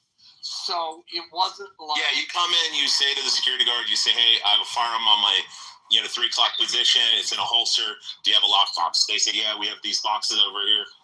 We'll give you take the key out after you secure it and lock it, and you take the key with you inside to the courthouse and stuff. And then when you come back out, you stick the key in and you turn it, you take your pencil, put it back on, and you walk out." It allows for people to still have their Second Amendment right, but they're not allowed to have it past security checkpoint. Yeah, I don't think he would have gotten past security. No, not at all. I mean, unless it was like a polymer ghost gun or something, it was all polymer or something. Yeah, I know what you're saying, Adrian. It sounds fishy to begin with, but yeah, I mean, there would have like New York or California. There would have to be a huge breakdown in security for him to get into the court with a gun. Yeah, he did. Well, I mean, he didn't enter past the security checkpoint. Also, why are we saying that his, like, because he has a partner with him all the time for his streams, why wouldn't the partner just give him the gun? Yeah, his partner had the gun and holstered it in his secondary holster. Yeah, wait for him to come outside, give him the gun back to his holster, and off he goes, you know? But I think the main point about all this is, because you guys put in the questionnaire, can a racist provocateur claim self-defense if a person decides to attack him? Yes. I mean, if you're sitting out screaming Edomite, fucking demon dogs, Black Hebrew Israelism shit, and I come over and start fucking wailing on you, and the Black Hebrew Israelite thinks that I'm trying to fucking kill him and he's fearful of his life, he has the right, even after saying that I'm a fucking demon and a dog, to pull his pistol out and fucking drop around at me in certain states. Like Tennessee, Texas, you got standing ground laws. If you're in fear for your life, you can use deadly and violent, defense. Yeah. I mean, it's shitty. The guy's immoral. He's a piece of shit. Yeah, the guy's a piece of shit.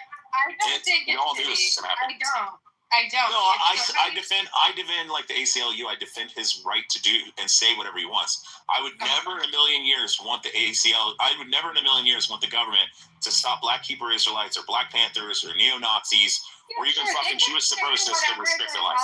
But you can't just start like running up to people, punching them in the street and expect nothing back. I mean, what are you doing? Especially if the person fears for their life. I mean, if a person comes and slaps you on the face and then runs away and you shoot them, that's one thing. But if they're just fucking teeing off on you and ground and pounding you, I mean, this is why we had the George Zimmerman Well, my thing is, if you're going to use the fear for your life defense, why are you provoking an individual? Well, all you have to do is prove it, Nye. Exactly. Why are you bothered? But he knows what he's doing. We can prove motive by do you want to restrict the Black Panthers and we're not talking about the Black Panthers. No, the Black Panthers can walk around calling white men. We're talking about the same thing, though. Provoking white men into beating their ass. Completely different, right? Yeah, but Black Panthers can go around harassing white people. They went into courthouse. They went into the state. Oh, actually, no. Actually, the Black Panthers entered. We can't talk over each other, Rich. We can't talk over each other. Okay. The Black Panthers entered into the state capitol building in California with fucking select fire rifles. They walked in. They had Class 3 firearms. You know why they did that, though? They protest. Let's not use. I agree with protest. Resources, oil, and commercial routes to and fro China are in our hands. Not to mention the Panama Canal. So we have already taken it back completely. So this is a huge win, and so China is in our hands. And also there were people talking about the currency, BRICS currency. This is nonsense. China's currency is not. They did not allow their own currency to trade freely in the international market. So there's no worry for them becoming a freely traded hard currency on the international market. And also, the trading volume in renminbi is very, very low. And then also China itself has increased purchase of U.S. assets overseas, not decreasing. They're spending a lot of currency reserve on purchasing overseas assets. And as for Taiwan, people were talking about Taiwan. Just recently, Taiwan legislature approved, despite the obstruction of CCP in Taiwan, approved the $25 billion weapons purchase from the U.S.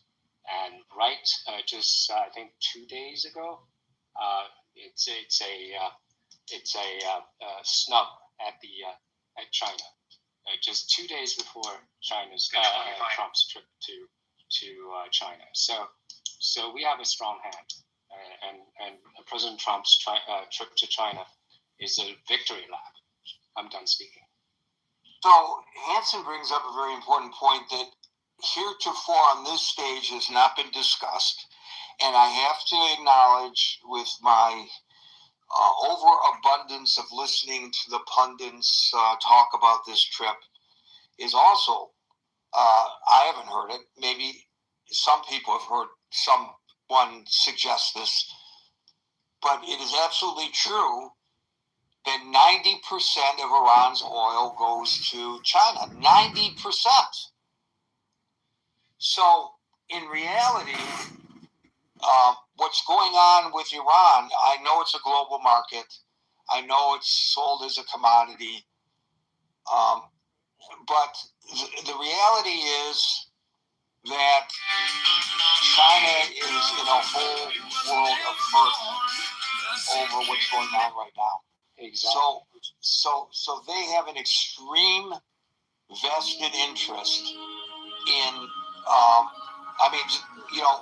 the topic of the room is not what would constitute a win for China. Well, it could be, but I mean, it's implied that we're talking about for the United States. But you bring up an excellent point. What would constitute a win for China? And that would be getting that oil flowing once again. And I think they're in a position probably right now when this is a critical question for them.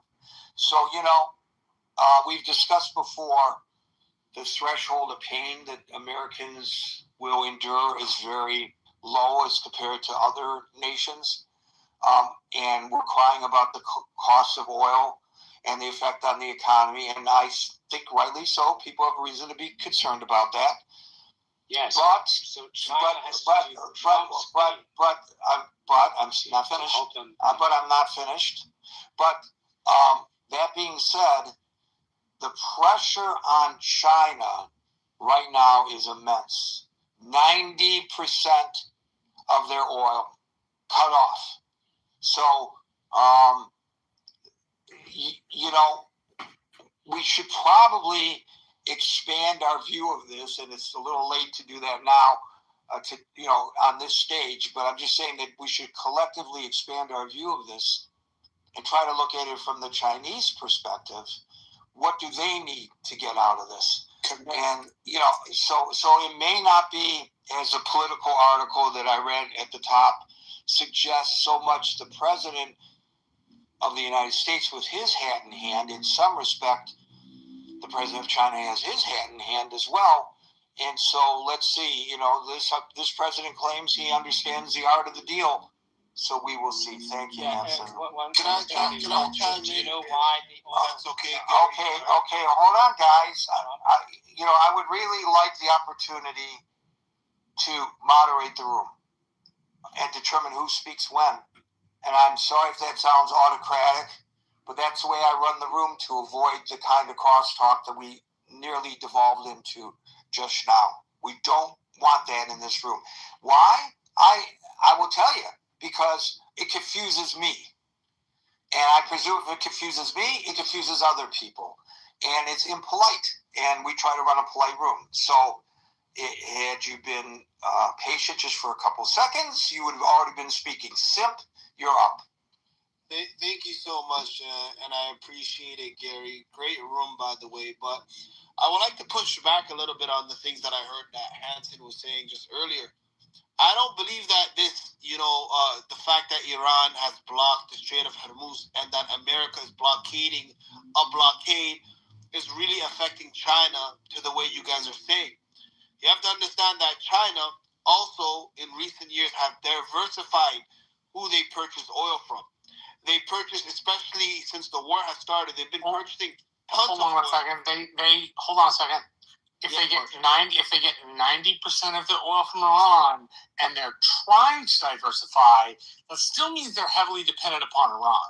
Yes, but since the war has started, they've been heavily buying oil from the Russians. And they also been buying oil from the Brazilians.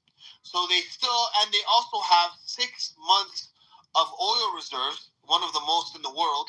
So they'll manage right? They're able to take the hit. Unlike the Americans, let me tell you why.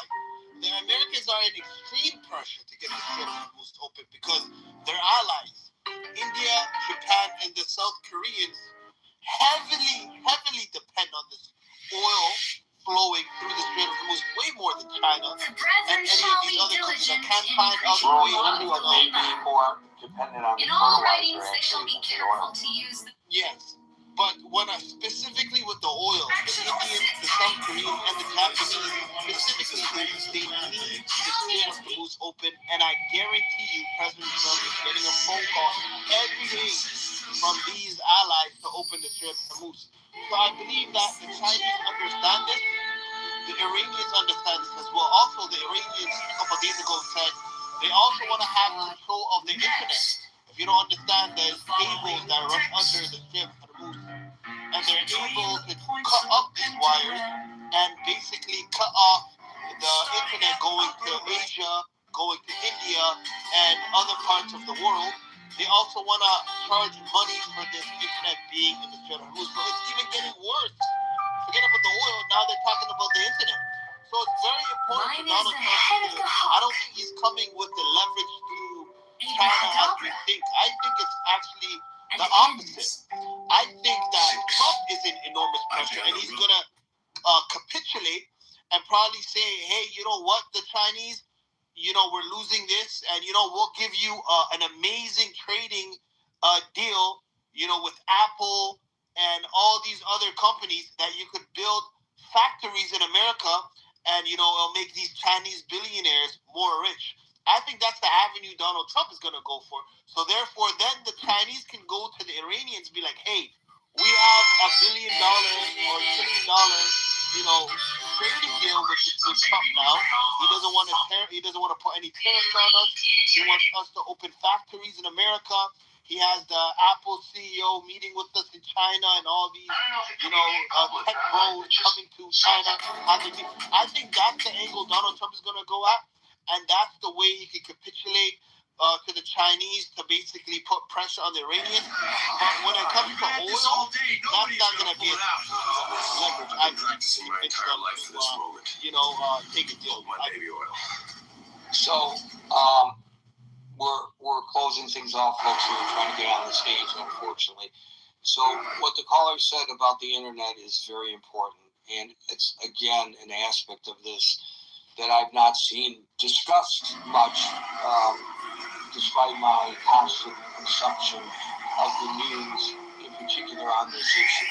And it's well worth noting that Iran is trying to control the internet infrastructure through the Strait of Hormuz. They feel that it's a new strategic pressure point beyond oil shipping. However, I kind of looked at an Atlantic Council analysis, which is more in line with what Hansen said and less in line with what Sim says. According to the Atlantic Council, their analysis is that China suffers more directly from a closure of the strait because of its high reliance on oil imports from the Gulf. While the United States is less impacted, potentially even gaining financially from higher energy prices as an oil exporter, doesn't help you or me at the pump, of course. The global nature of the supply chain means both nations face severe long-term consequences. But according to the Atlantic Council, or whatever that is worth, their analysis is that China does, as Marshall and I suggested, and as Hansen suggested, suffer more directly from a closure of the Strait of Hormuz than the United States. Folks, we are here Monday through Friday at 5 o'clock New York time. So until 5 o'clock New York time tomorrow for the next edition of the... I think, yeah, because so essentially somebody is called the N-word, and that person who's called the N-word is so angry that he lashes out and he physically hits someone. As a result, he's then charged with the battery of hitting the person who called him the N-word. When he's being defended in a courtroom, the lawyer cannot explain to the jury, if the lawyer says to the jury, well, he was called the N-word, and that caused him such anger that he lashed out. It's a lot more impactful when you're doing a closing statement or opening statement, or you're presenting in front of a jury, to be able to have the word said, so the jury has the horror of the word and would understand why this man would then have the visceral reaction that he has. But if the lawyer says it in court, he then gets destroyed for using the word, even though he's doing it to then help the defense of his client. Does it make sense now what I'm saying? Yeah. It's the barrier of using it in any way. And the law school professor that used it by reading a case, I mean, it's in case law, it's in literature, by the way. I mean, you know, if you want to read Huck Finn or you want to read certain literature, it's you know, but to use it by quoting something that happened in a case or quoting literature. Abby, this is John. I got a question for you. Oh my God, can I just finish? Yeah. For a sec, John. I'd like to just finish this with Alan for a minute, because we talked about this before. Abby, I have a question for you right after. The quoter who's using the term, and sometimes to the benefit of those that had the horror of hearing the word, now goes and gets censored and sanctioned. And in the case of the law professor, I think that students petitioned to get him fired. So anyway, now I'm done. Alan, can I ask Abby a question? Because my question is, when Pepe comes in this room and he says G word, the J words, and he says horrific things about the J words, why do you tolerate him or his presence? And why does El Normo tolerate him or his presence? What is it about him that is so affable to you that you just think do you just tolerate him because this is a conference call app that anyone on the planet can come in and say horrific, vulgar, profane things? Is that pretty much what's happening here? Thanks. Othello, you wanted to ask me something? Yes.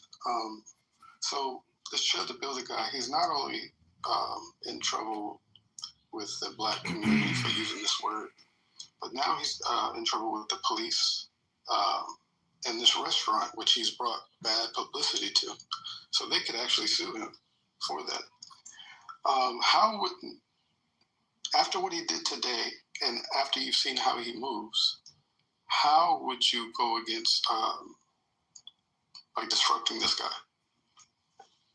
Let me look at it. I just came in the room, so let me look at. Is that what the video is up there? I'll tell you. I'm sorry to play dumb on this, but let me look at it and I'll give you an answer. I mean, if he did something to disparage the business, is what you're saying, or to disrupt or intentionally interfere with their business relationships, then they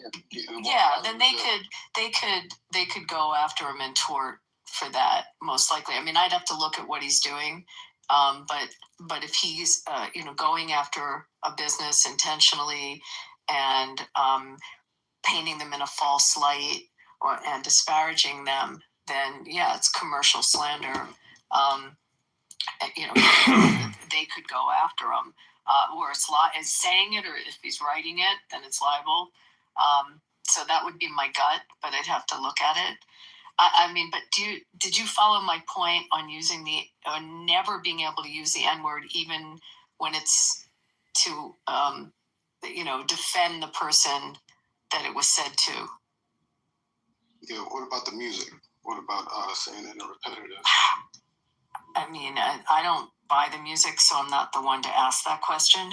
I listen to Springsteen, and I don't think he's ever used it in his lyrics. Bullshit. So, he's using it in his new song. Well, when we say the N-word, let's be specific which N-word we're talking about. I'm sorry, I really don't like that The N-word that we're talking about is the hard R and the soft H, also Negro. Is it okay to say Negro? Can you say Negro? Hello? Hopefully I answered your question, and I'll go. Well, there was a guy that was recent. Well, he wasn't recently. There was a guy that worked at Netflix, and he was fired for using the word. what they were doing was they was giving us sensitivity training and stuff like that. And he was telling them he was listing all the words you cannot use. He was talking to the employees. He said, these are the words you cannot use, and these are the words that are offensive. It's the grammar police. Right? He said the N-word. They fired him. Someone went and complained, and they fired him for using the word that he was telling them, y'all can't use. Do not use this word. It is a sacred word reserved only for N-words. I was in a room. They were talking about how they have to protect the word, that we should only use the word in limited amounts because it's so sacred. The N-word. Hello? We also have some speakers, and I'd like to open it up to Viking and Big Mom if they want to get it too. Go ahead, Coco. Thank you. I would like to get it. And then Coco. Okay. Coco, then Alan, then Viking, Big Mog, and Viking. Go ahead. Thank you, Big Mom. Okay, Alan, you, and then me. Yeah, I was just wondering what you find more offensive. Shiloh Hendricks raising, it wasn't millions, it was $800,000 for using the N-word on a child, or Carmelo Anthony raising $500,000 for stabbing and killing another boy. Which do you think is more offensive?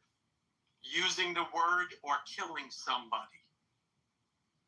Yeah, I'll leave you with that. Okay, yeah. I don't condone murder.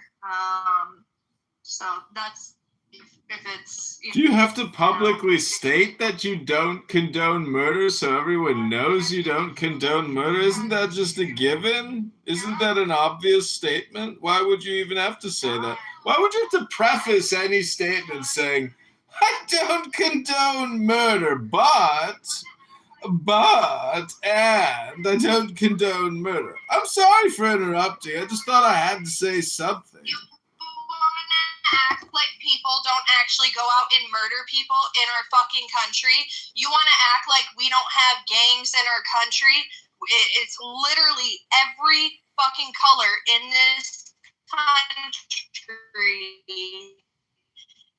has murderers, whether that be fucking biker gangs, whether that be street gangs, whether that be, other militia types we have. There's people in every race of our society that what do I think is worse? Murder or, this other scenario with words and somebody been given money for, using racial slurs. Please, just don't police my speech. I don't know what's wrong with you. And not even knowing honestly, what a tariff is. every time obviously, you know what a tariff is and how it works with micro and macro econ. You should take one in political and politics, and then you'll know that yes, one mode of persuasion is through the emotions. Aristotle called it pathos. Yes, welcome to high school student government. Hey y'all, I want to be a student government president, and if I'm the president, we're going to get rid of 7th period. Yeah! And everybody votes for him. You still have 7th period. Yeah. Welcome to it. It's pretty basic stuff, bro. Can I go now? Or are you done? I don't know if you're done. I'm sorry. I'm muted up. I'm done. I'm oriented now. I'm back in my vehicle now. So I can answer you more succinctly. So I agree with you. Both sides use emotion. Okay, everybody on the political spectrum uses emotion to animate their base so that they can, generate political power and all that stuff. So I'm not saying Democrats are the only ones that do it, but Mr. Wesley, whatever his name is, Wesley Hunt, is responding in kind. So yeah, you're right. Roly-Poly's audience despise Wesley Hunt, but it makes the rounds. That clip is going to get clipped up. It's going to get put on somebody's feed. We're talking about it in here. There's a lot of roly-poly followers in this room within the sound of our voice, in the audience or elsewhere, who is going to hear that term, that statement. And I understand most people are going to throw it out of hand.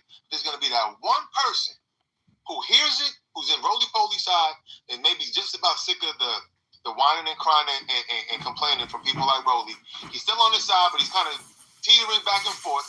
And this 50th time he heard somebody like Wesley Hunt say it, it clicked, and now he turned his back on the roly-polies of the world, and now he becomes a new baby conservative. So what I'm saying is, it doesn't work on the masses. You're right. It ain't going to work on the masses of roly-polies audience.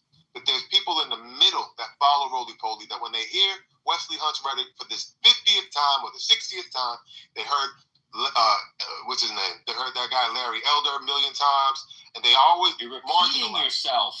Come on, bro. I want to speak. Okay, I just want to land with the emphasis. When you hear it multiple times on that multiple... It's not working here. Do you have a new point? Come on, man. This is kind of frustrating. I'm answering your question. That's the audience. All right, cool. You said that 7 times. Anybody else want to speak? God. Yeah. I'd like to speak to the West Hunt situation. Also weave in a little bit about what RJ said about history, which was wild to me. Like, what's the worst kind of Negro? Him saying that slavery and Jim come back is exactly why RJ brought up about Black history. It needs to be taught, honestly, to white Americans. Because people hear Jim Crow and they think it only means separate water fountains and somebody yelling, the N-word. They think racism only counts if it looks like a old black and white ass picture. But history evolves. Language evolves. Systems evolve, right? So nobody is saying that we're literally back in 1950. And you already covered this, Van. But the point is that we're watching all these voting protections get gutted, affirmative action dismantled. We know the drill. Black political power diluted. Just in Tennessee, they cracked the only majority Black district through redistricting, then removed every Black Democratic member from committee assignments. So, that's the problem with people who don't know history. They think oppression has to come back wearing the exact same outfit to be recognized.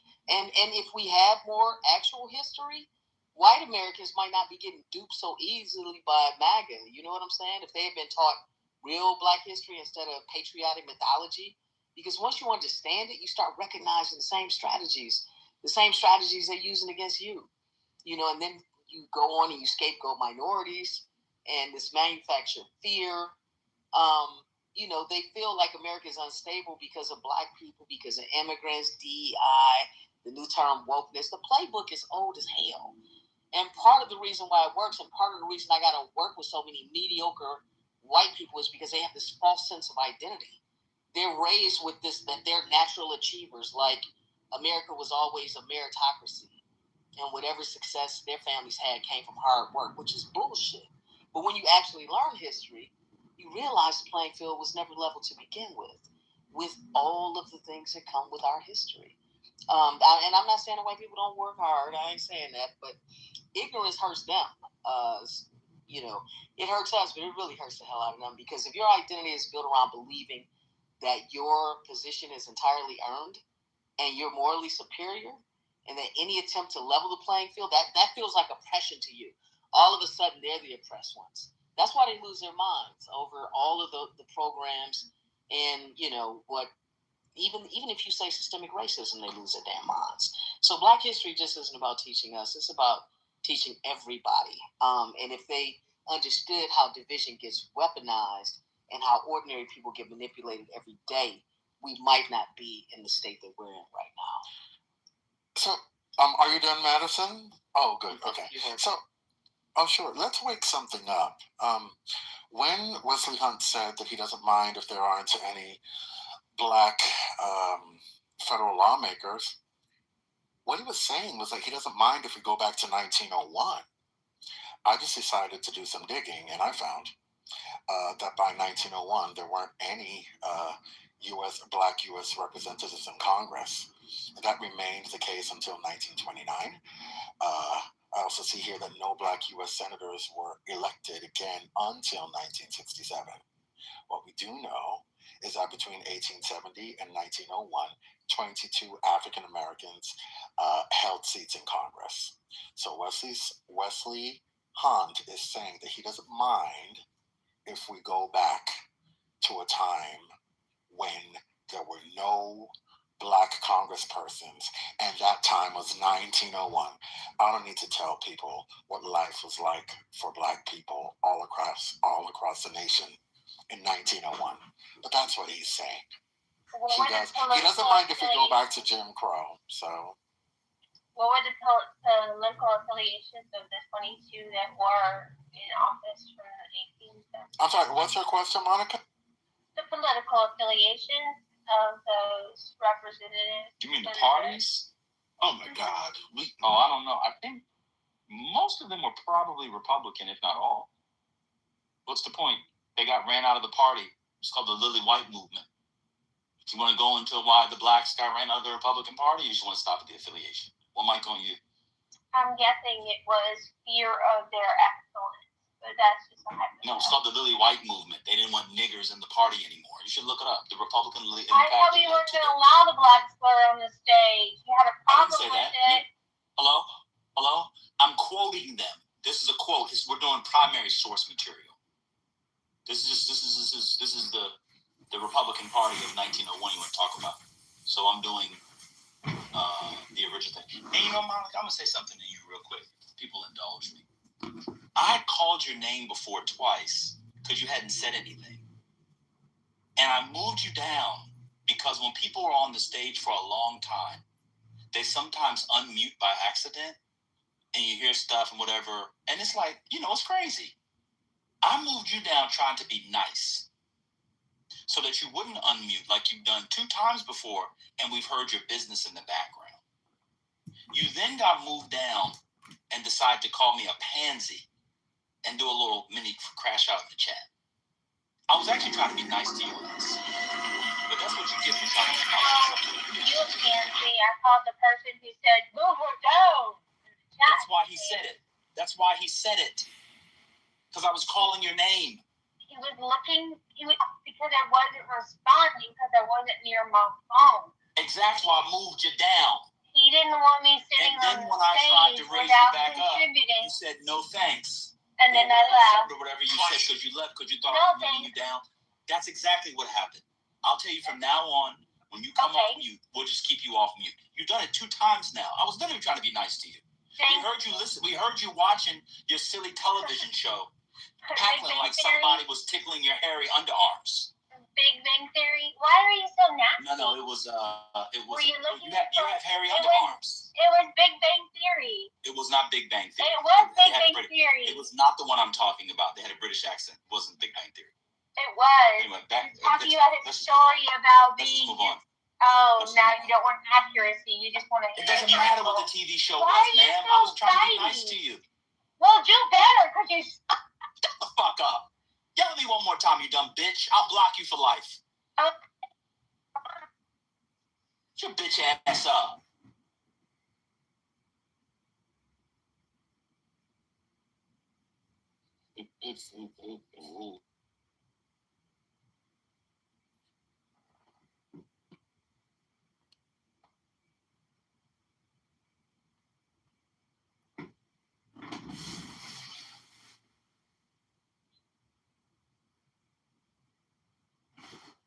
That was functional. That was fruitful.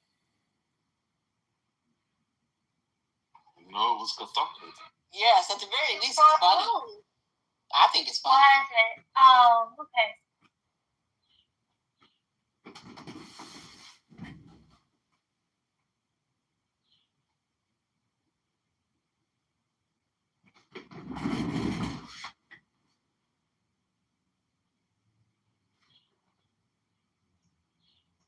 Monica, do you have an OnlyFans where you cosplay as a baby? Oh, Dio! Oh, that's Oh,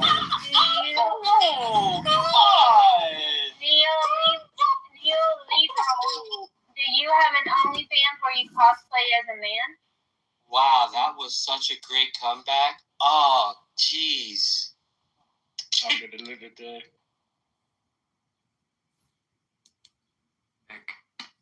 Okay, you're moving up on my weird list, just so you know. You can just tell up when another someone rank. grew up So not the knowing how list to right now goes from least weird to most weird. And right now, coming in first, I believe If you Dennis don't know how to do least it, weird. don't try. I think followed by Well, who is author? Marshall. Followed by, it's really tough right here to Not make a the call. negative round I think table. I'm going to go with Aisha, which is really tough of me to Probably the give most that low of a forgettable score. voice. Is that supposed to be a snap? I think I have to go with If it Rufus, was, you might want which to. is almost identical to that low Don't score. do Okay, this. so minutes, Don't honor. Dave, I think you need to come spot, buddy. Leave it alone. Don't come for me, and then I won't have to embarrass myself by trying to console you. Hold on, Monica. RJ Doctrine. RJ was explained what the RJ Doctrine was. No one came for you. It's simply a statement of you don't know how to snap. It's not coming for you. Yo, Ben, what The RJ Doctrine is the RJ Doctrine?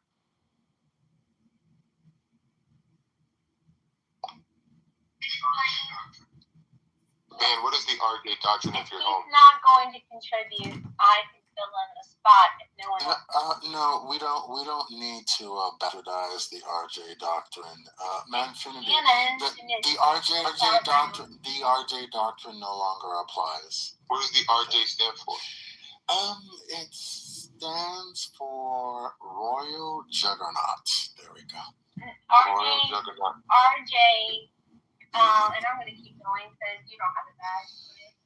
And I got into so much trouble hosting you this morning. Don't call me again.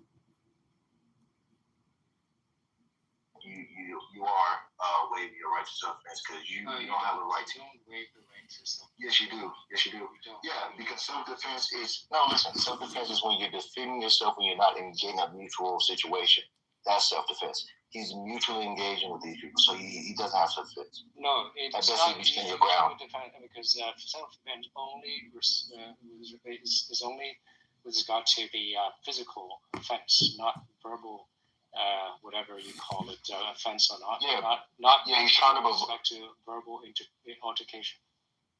No, right, but he's trying to provoke these people into doing so. You don't walk up and on somebody. It does matter. It does. Yes, you cannot provoke a situation and call self-defense. That's not how it works. Guys, you can't use physical defense to fighting words. Fighting words are actionable in terms of what you can go after. They're not protected. They're not protected speech, so you can go after the person who used the fighting words, but you can't use physical to the fighting words. Go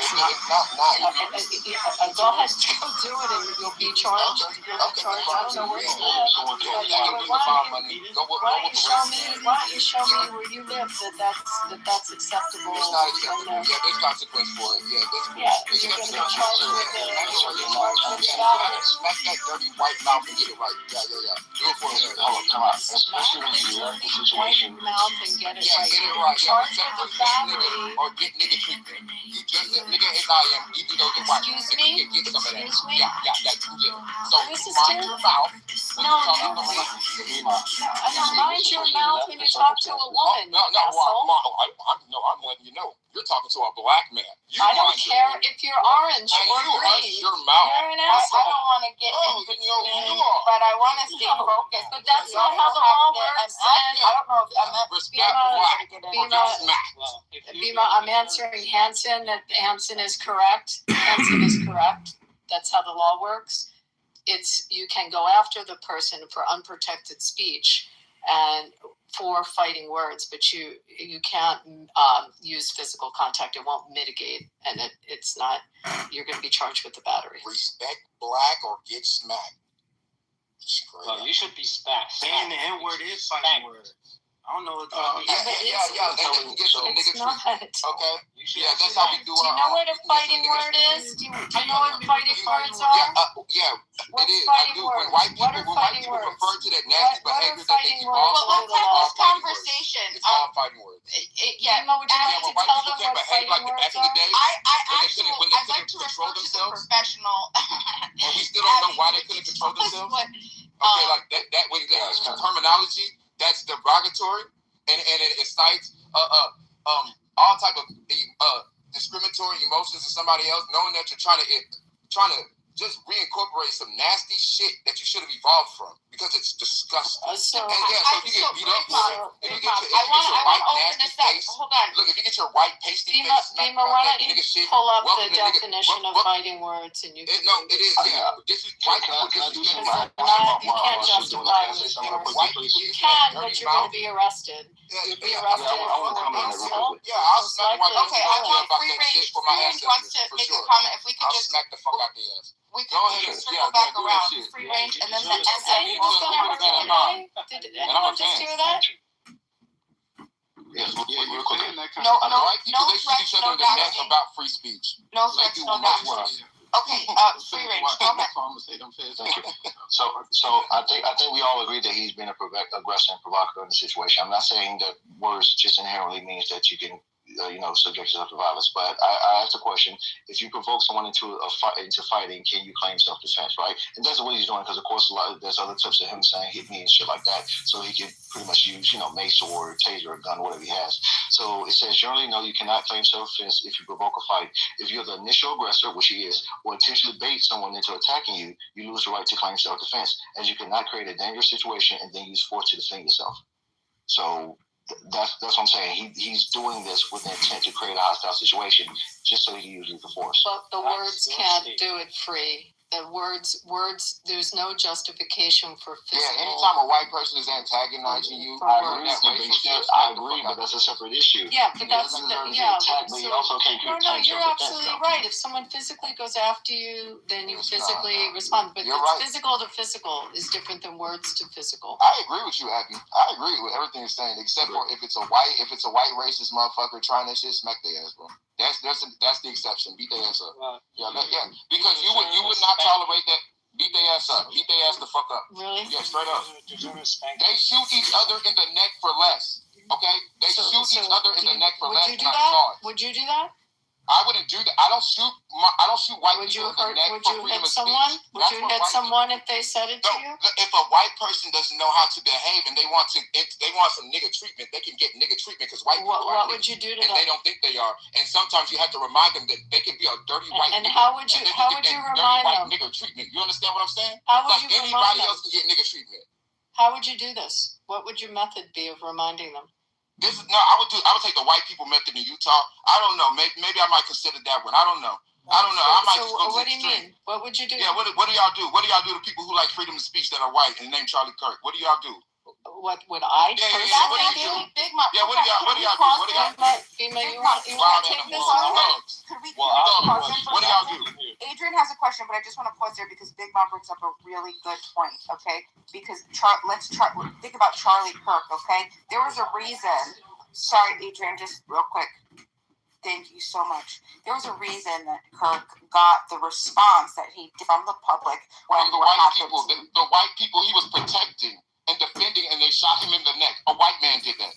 And I can believe you red hat wanderers found your way into a HBCU. Why do we care what color the guy was? The guy was someone who disagreed with your people are watching color. We're all each other's people. They killed our brother in Christ. Do you think it's okay to use physical? They killed my brother in Christ. Do you think it's okay? Do you think it's okay to use physical harm when you don't like what someone says? Do you think that's okay? No. Are you justifying that? No, I don't. Okay, good. Thank you. What's the exception? Big Mom, you don't think that Charlie Kirk deserved to be killed, right? Come on, Big Mom, you don't think Charlie Kirk deserved to be killed, right? Let me explain my exception. I agree 100% with what Abby says. You do not. If somebody is antagonizing you with their words, you do not respond in violence at all. That is lower frequency level de-escalation skills. Now, if a white person, the same time goes to Ruby Britt, like bothers Ruby Britt, you gotta understand these white people. These people are not like their lower level is different from black people lower level. These people will wake up and go to a school to bother a little black girl. They're like as grown adults, right?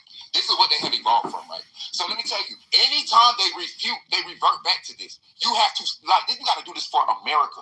And not only just for your people, but you gotta do this for white people, bro. You got to do this for you got to smack the fuck out their ass. Because they will not interfere with the white evolution. Because there was once upon a time white people couldn't control their emotions. You know how they pick on the black people, how they pick on the black people, you're just emotionally triggered. They couldn't control their emotions. They would get out of their bed as an adult. Hold on, Adrian, let me finish this, because let me tell you, this is why white niggers exist, and I ain't gonna never let y'all treat my people like we less than. On God, because y'all just the same. Y'all are just the same. And I love y'all because y'all just the same. Hush your mouth, bruh. Y'all are so triggered. Let me finish. Self-control. Can you try it? Damn it. All right, so look, y'all come a long way. You can't stop the white evolution, and I will not let anybody get in the way of my white brothers and sisters growing up from that Ruby Bridges shit they used to do. Bothering black children who are trying to get an education because they couldn't control themselves emotionally to that extent. What dirty black in the hood has done such ruckus? We're like niggas ain't 1,000 Chicago's cannot compare to all these killers that we cannot find that y'all did, even from the 50s till now. Not even 100 years. So look, check it out. I'm proud of y'all, and I'm proud of Chud. I like Chud. I want him to win. But y'all got to understand. This what you get. You should always get your ass beat for disrespecting black people just for the fuck of it, because that makes you a monkey again. That makes you a snow monkey again, a macaque. That's what it do. And you are better than that. All right? You are better than that. You are going upwards. White people around here, like they behave so damn good, respectful, all that. I'm not gonna we can't let no judge bring that back. So we get his ass smacked up, it's good. So he is the exception, all right? But straight up, yeah. Y'all got that shit. So free to add context what actually happened. Hanson, can I add context? Yeah, we're gonna start a queue. Because I want to get everybody in. Mr. Edward wanted to get in. Freeman wants to get in. Adrian was waiting to ask a question. Okay, so Adrian wanted to ask a question. Okay. Free Range wanted to jump in. I'm sorry, Othello. I did get you. I do hear you though. But Adrian said he wanted to ask a question. Free Range had said that he was waiting to say something. We have you're way at the bottom. We're not playing that shit. We had Mr. Edward. I'll do a Q in the chat. So we got a question, and then who's the next? Who's talking next? Oh, me. So we have Adrian, Free Range, Mr. Edward, Othello, Rich. Okay, I'll put that in the chat. Thank you. Right. Okay, Adrian. All right. So my question is, when it comes to the use of people's use of defense, self-defense, or stand your ground, can you use that as a defense for an altercation that you initiated? Initiated what? By what? You initiated an altercation, a conflict between you and another person. Well, they put hands on you. Can you use self-defense as a defense? Yes. Because it depends. Go ahead. Who initiated the physical? Listen. Not who initiated the physical. I think you're listening to responding. You're not listening to my question. Digest my question. Can you use self-defense as a defense if you initiated an altercation or conflict? Verbal altercation, right? No. Verbal. He's saying in general. He's saying in general. A legal answer for that, Adrian? Yeah, I got it. Adrian. Hold on. Let me just answer. Do you want me to? I was gonna go. I'm not in the queue. Just quickly, it depends. Okay, depending on how the conflict is addressed. Of course, me just addressing it with a phone play, there's no reason for us to physically contact each other because we can sell this with words. But if I address you in person in a fashion that provokes violence, meaning like, what's with all that shit you talking? That's great. But if I said, hey, I heard you wanted to fight me or something like that, there's no reason for me to address you in person with that, because now we are in reach of physical contact with each other, right? And as the conversation develops, who takes more aggressive steps towards each other, at some point it may get to a point where it's just, what's it called, standing your ground, so to speak. But if I'm coming towards you, like what happens in some of these, I watch a lot of public videos where someone, and some of you guys seen this shit too, especially on like social media, when someone goes to someone's house, they cannot justify addressing words by going to the location to actually call, to escalate the threat. You cannot use self-defense in that situation. So I'm saying that to say with the builder, this dude who we're talking about, he actually engages people with his intent, which he does. It's not like he's just out and about screaming and this happens to happen. He's actually have a platform based on this. So I'm saying with that premise, he's not creating a situation where he can actually argue self-defense. He's actually putting himself in danger to where he lose that claim. Right. So, and here's the qualifying factor here. He is armed, approaching unarmed people, initiating conflict with unarmed people while he has a gun on. I don't think he can use self-defense as a defense anymore. Did he? Because you're armed with a firearm, and you started in conflict with people who were minding their business and who was also unarmed. I agree with you. I agree with you. If he escalated it to that level, if he punches to a punch, it's different than if you bring out a knife or a deadly weapon. And the law will probably support what you say, Adrian. Right, because simply brandishing your weapon, that is considered assault. Not if it's justified. Bullshit. If a person has intent to inflict deadly violence upon you, and you brandish a firearm and do not use it, you're saying that you would be put in prison for that? That is a charge, buddy. I don't know about that is a charge. No, it's not if it's justified. Again, you're trying to make an argument. No, Adrian, 500,000 to 3 million times what the CDC reports. On average, that person brandishes or displays a firearm. You're asking a question I'm trying to answer. No, I don't know if Peter's Peter, this isn't Tehran. It's US. From the other person's punch. You know that, right? You know that. You want to intentionally support the crime. We can't understand you. Somebody's punch is not stronger than other person's punch. If somebody threw a punch, the other person for self-defense need to use a knife or something, otherwise he would be killed. Bima, can you translate? Oh, he said if a person punches you, you're legally justified in using self-defense. Because if you not if you escalate. I put it in the chat. He's considerably weaker. He wouldn't lose his life. Have you got questions for clarification? We're gonna get back in the queue. Well, Adrian's question. Okay, Do we have a legal you scholar? ask and get your question answered, Adrian? Do you know Adrian about brandishing a firearm? Okay, Adrian. Did you ask your question? Yeah, because I was asking on the purpose of using self-defense on if you initiated a conflict with someone unprovoked. You just started with people who was minding their business. Verbal or and also you had a firearm on you. You started a conflict with people who were unarmed and minding their business. You are the X factor in that circumstance. You escalated by antagonizing people for no reason at all. I don't think a person can use self-defense as a defense if they can push you on it. Because to the unarmed Adrian, I don't know who's been telling you guys this. I'm talking crap. Now, Adrian, if by all accounts are true, if he's walking away, that's de-escalation, correct? If he's walking away, correct. Yeah, so there's accounts that he's walking away. Now, if that's true, I don't know.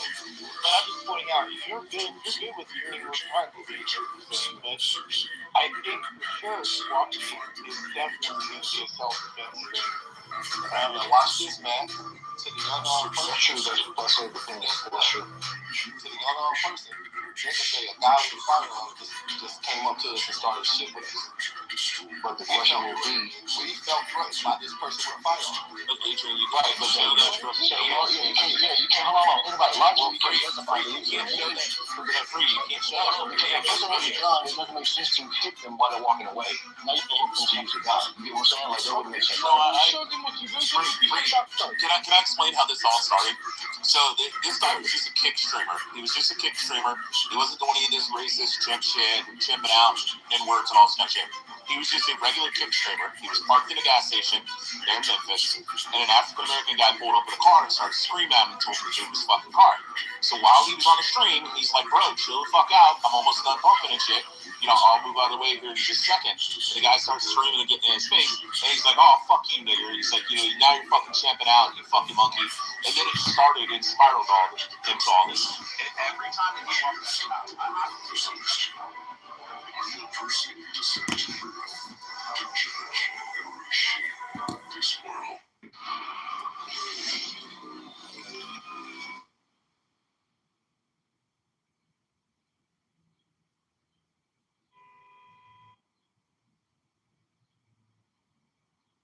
No, just like if I'm actively engaged in activities with you, just tell me what's up. Like, don't conceal things from me, because that's when problems start occurring, and I'm not there to be manipulated. What you think concealing is, like, not just like what point do they need to tell you this? Just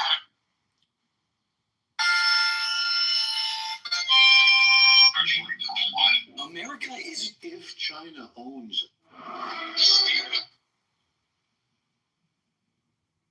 Your silly television show. Your silly television. Months on end. To me,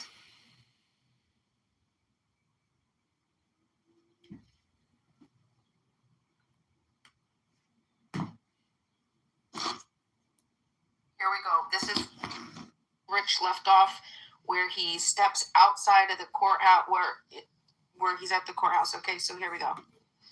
They're pointing at me. They're laughing. They're pointing at me, and I said, "What's up, guys? How y'all doing?" I said, "Y'all like the new suit?"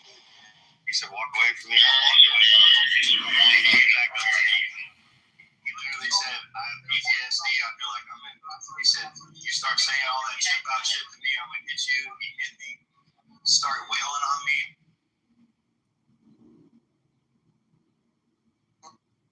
Right? And so we can judge and give ourselves a report card of being good while separating ourselves.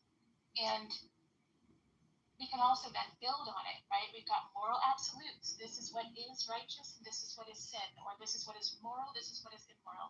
And then we can, oh no, it's not absolutes. We've got moral.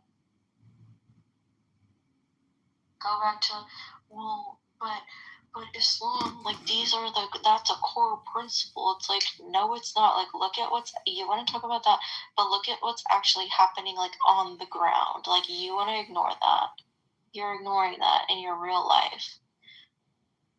So, yeah. And I've been listening to Simon's bullshit for a long time, and I haven't said anything. So, he got a little smackdown.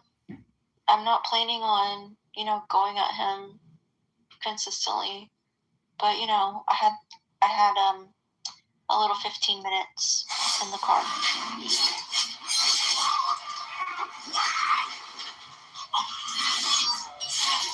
Go. There we go. I am your only future, and my path, your only path. One you dare say otherwise.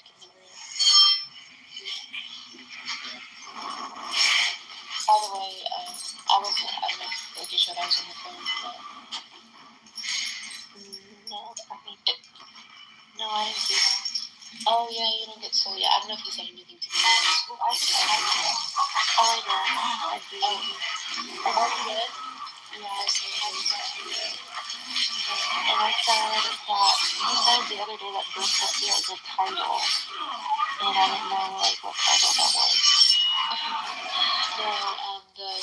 That one person, he was saying, "Who are we gonna get, Princessia or Nora?" Trying to saying that I have this split personality, and Princessia is just a title. It's like princess, not a identity. It's just like a title.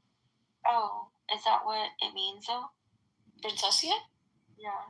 Yeah, it's princess. Princess in what? Language? No, it's just me being cute. I made it up. The day that I made myself name Princessia, I don't know. My aunt, I was going somewhere with her. And she it's very aesthetically assault, right? It doesn't have to be a physical for it to be assault. You just yelling at someone can be assault. You playing a loud ass megaphone 2 inches away from someone's ear, that is considered assault in certain jurisdictions. Okay? So we need to be very clear on what assault is and what provoking a response from a person is, right? Because you, being a person with a gun, and you came up and started assaulting people with your words and racial epithets, guess what? You cannot use self-defense or stand your ground as a justified bona fide defense. So Adrian, the second that I say nigger to you, you have the legal justification beat my ass, killing me, and I can't defend myself. Be right all the time. No, you're like a TikTok lawyer. That's what you are. You're saying that if I say fuck you, honky, or fuck you, nigger, and then you attack me, you have legal justification to beat me to death, and I can't defend myself. I'm really not that fucking. That's right. Okay. So you need to chill the fuck out. Okay. What I wanted to say to you is stop citing the lockbox portion of your submission, because we have already established that is not settled law in Tennessee. Alan already looked it up. No, there is lockboxes in Tennessee. I debunked that already. That is not settled law in Tennessee. So stop saying. You keep saying you said you can't bring a firearm onto the courthouse. Bro, I'm simply saying you cannot. I understand what you cited. I heard you, but what you're misunderstanding is that they have lockboxes prior to the fucking inspection area. Where prior to where the metal detector area, you're not allowed to bring it. You're not allowed to bring it past the secured area. But this is why they have lockboxes for you to put your gun in there. Jesus Christ, you're not allowed to bring it past the security checkpoint. You can't do it. Period. You're not listening. They have fucking security lockboxes. We already looked that up. Alan already showed how they have lockboxes similar to Texas. When you enter with your firearm, you inform the security officer or the sheriff's deputy. You say, hey, I have a firearm. They say, okay, there's a lockbox. Go over and put it in the lockbox. Right, they say the lockbox. Take the fucking key. Walk inside. Jesus Christ, you're talking about on the premise, past the security checkpoint. I agree. Okay. You're not allowed to have it in a courthouse, or you're not allowed to have it in the courtroom and or adjacent, and you're not allowed to pass past the security checkpoints. It's a state bill. They literally fucking have lockboxes though. Jesus Christ. Why they have lockboxes? Idiot, bro. God, you're fucking TikTok lawyers. Law in Tennessee. Shut up. Thank you very much. Beeman, did Free Range already go or no? No, he did not. Okay, Free Range, you're up, and then Edward. Go ahead, Free Range. Yeah, I'll try to keep it quick. We made a lot of points that already, kind of satisfy the issue. But yes, if what Richie's saying, that is not a situation where he will be held accountable for, assault or whatever charge. It's self-defense, in other words. With Big Mog, if he's still here, real quickly, I think we all agree that words shouldn't lead to violence most of the time. It's very rare. Yeah, I know a lot of us are very sensitive about our loved ones, particularly our children, so people can say things to provoke violence. It's rare, but those are extreme situations. I say to say that when we look at this situation here, most of the times we don't want people to be using racial slurs like that because, we know what can happen, and what has happened based on this guy having this history of it. And again, I'm not saying he's always doing this, but he does it enough to where you expect it from his content. The point of the matter is, if the story that's being portrayed based on the article is true, then like I said, it's a legitimate case of self-defense. I'm just saying this, and I'll end on this. If we are going to keep this principle in mind, then we have to start addressing the violence that comes to us from the left to the right based on them just attacking us for our so-called violent rhetoric, which they use that shit saying Trump, that he always goes around saying shit that leads to violence.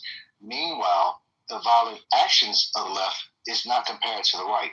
So I'm just saying that if you guys are going to try to justify this, then you have to be, or at least, play this game, but it shouldn't happen. You have to be consistent. That's all I'm saying. Can someone tell me, who's the person that said that there's actual law on using a racial slur? Because I'd like to know what state you're telling me that that's considered natural assault. I understand hate crimes pretty well, and I work with them every day.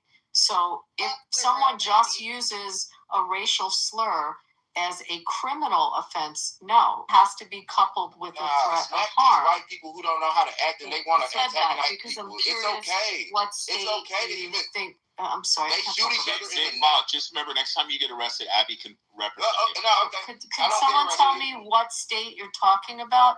Because that would would absolutely be an infringement on your free speech. You can say horrible things. Unfortunately, you can do that. Yeah, and however, so could you tell who said that? Could someone tell me what state they were talking? Act like a deranged white person, and then you want to get smacked for it. That's good. You said it, gone. dude. Okay, it was Adrian. He's gone. Oh, He Adrian. said it, Oh, Adrian said it. Yeah, it doesn't. Everybody got a You have to couple it with the. You have to. That's right. Get smacked up. Watch your mouth. Okay. It'll escalate the crime to a hate Watch your crime. mouth. The speech in Watch your white mouth. Brown blacks. And I have a Bima. Are you alive? Well, I have a question. Yeah, I'm. Well, we got to cue. Oh, sorry. You should be prosecuted too. Yeah, he should be in jail. Everything's working how it's working. Why are y'all complaining? But not the last person. He attacked the foolish white boy. The white boy is in jail. Or who cares? We can add you. Yeah, Mr. Edwards next. Yeah. Mr. Edward. He might not be. Yeah, he might not be there. I wanted to also add this, and I'll just add this now because I think this is good to support what Big Mog is saying. So we were talking about fighting words specifically a little earlier, okay? So please, again, remember, I don't know everything. So if you have anything that you'd like to add to correct, this is what we're here for. One of the Supreme Court cases was Chaplinsky versus New Hampshire. Okay, now this, basically this guy said something to a marshal, a city marshal. This guy Chaplinsky said to the New Hampshire city marshal that he was a goddamn racketeer and a damn fascist. And the court upheld punishment because they were considered direct face-to-face insults to a specific person in a public setting. So there's that criteria, okay, that has to be met in order to be considered fighting words. It has to be said directly to a person, face to face. It can't be a general comment. So it has to be a direct comment, face to face. It has to be personally abusive, not like I hate your political view. You're talking about a very specific personal insult. And it has to elicit, likely violence, right? It says specifically by their very utterance, the court described it by the fighting words, by their very utterance inflict injury or tend to incite an immediate breach of the peace. The court also accepted a narrower test, quote, direct tendency to cause acts of violence by the person to whom individually the remark is addressed. Yes, they're not protected speech. That's what I was trying to say earlier. But it's a separate charge from the scenario you were talking about. Cracking out, talking that shit, not looking for legal loopholes. Chuck the Builder, even though I don't agree with him. But look at the fucking niggers chimping it. Cracking out. Look at it. These niggas go to the law. Hey, look, they go to the law after they try that nigga shit. Cracking out. Exactly what I'm saying. Mething out. So Rich just gave an example. Now the reason why that wouldn't be considered fighting words is one, we're not in a personal setting. It wasn't said face to face, and it wasn't said directly to somebody. Y'all dissecting the cracking out. But now, Rich, can you give us an example? Because you tend to be able to conjure him up. Well, can you give us an example? If said face to face, a personal insult that would elicit. Oh, easily. Yeah. What I'm going to do is concede my time to answer. Go ahead. Well, you have to distinguish that case, because that was a disturbing of the peace case, and that was there was a demonstration. I mean, there was more facts in that case. So you kind of have to distinguish it from just a one-on-one conversation. That was a public gathering. Then going looking for legal this motherfucker down. You move me down for less. I know he's black and you want dick from him. He's mad. He intellectually mad. Emotionally cracking out. All right, shut up. Snow monkey sliding. All right, you stupid fucking ape. Cracking out. There you go, you fucking chimp. Sit in the fucking goo. So I don't know if that answers, but you have to distinguish the facts on that case.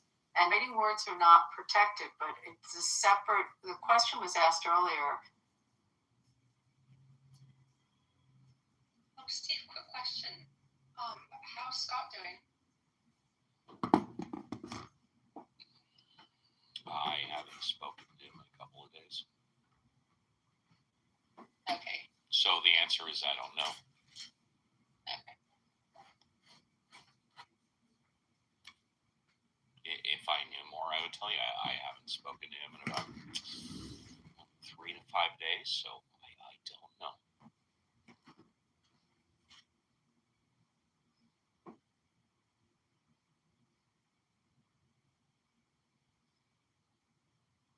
I assume that's Reverend Scott Yes. from your Scott, show? Okay. Yes, Reverend Scott Jones of my show of the Mod Squad. And I do have to go on a Zoom meeting in less than 5 minutes. Okay, go ahead and do your clip. I think, David, was that Well, you? it's not mine. No, he wanted to do something. He wanted me to react to it.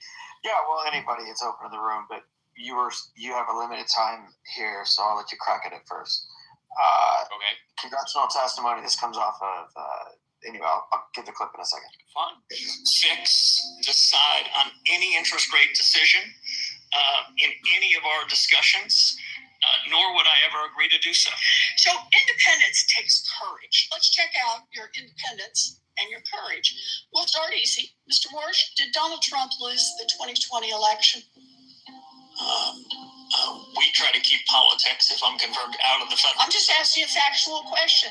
I need to know, I need to measure your independence and your courage. Senator, I believe that this body certified that election many years ago. That's not the question I'm asking. I'm asking, did Donald Trump lose in 2020? And I'm suggesting you in 2020, the Fed made a huge inflation problem, and you certified the election. Powell's term as chairman ends this week, but with the DOJ's investigation into him in limbo, he said he will be... Anyway, any idea what the context of that testimony was? No, but I can answer the question. There's no doubt in my mind that Trump lost the election, which is why he lost the presidency to Biden. That's my humble opinion. Right, that's awesome. I agree with you. It's pretty easy to answer that. Yeah. What person that was about to be confirmed in front of the Senate, one of these kind of Senate confirmed things, do you think was struggling to answer that question? Are they going through a potential new judicial appointments for the Supreme Court? And worse, this is the next Federal Reserve chairman. Oh, fuck. They all literally go this way. Everything for the Department of Health has gone this way. Everything with the FDA, with the Senate, with the RFK, all of this has gone this way. Can be fired without cause because they serve at the pleasure. The only thing is the Federal Reserve chairman is the independence to tell the president to fuck off. And if I may, before I go, they very can only quickly, be fired for cause. I'm sorry because I got to go. I've been saying for years, or ever since he was nominated and elected or confirmed, that RFK would have been amazing as head of the EPA because he has 20 years of experience filing lawsuits on behalf of the environment against the EPA. That's his field of expertise, not the field that he's in right now. As far as I'm concerned, he's a complete idiot in the field he's in. But if he would have been nominated and confirmed as head of the EPA, I'm all in. And with that, I have to go on a Zoom meeting. It's been a pleasure. Ash, once again, happy birthday or happy anniversary, whatever the hell it is. And take care. I'll see you all again. Aw, yay. I love birthdays and presents and flowers and chocolates. I love them all. Thank you. Are you testing the gifted chocolates before you consume them? Huh? I'm just making sure you're following protocols.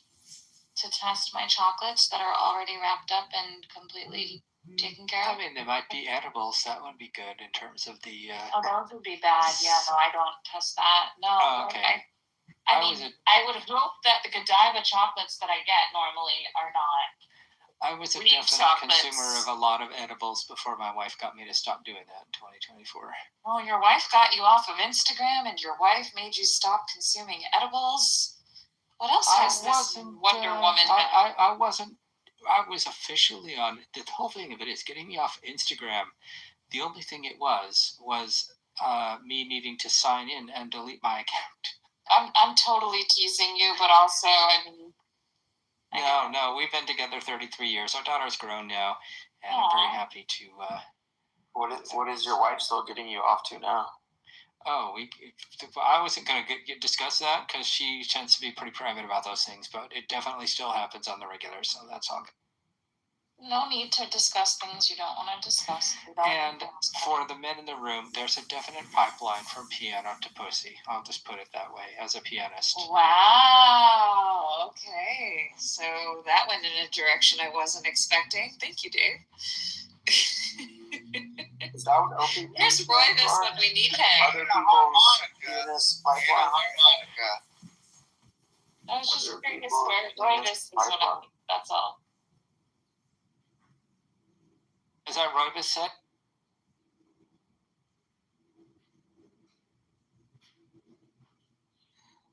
It's just it would have been a Roivus comment. That's all. Oh, you know what's funny is to tell an incel that, and then they're like, "What are you saying?" I'm like, "You know what? Stop pestering the girls and go start practicing your piano. It'll take you about 10, 15 years to get good, and then Well, at least you're trying to help the others.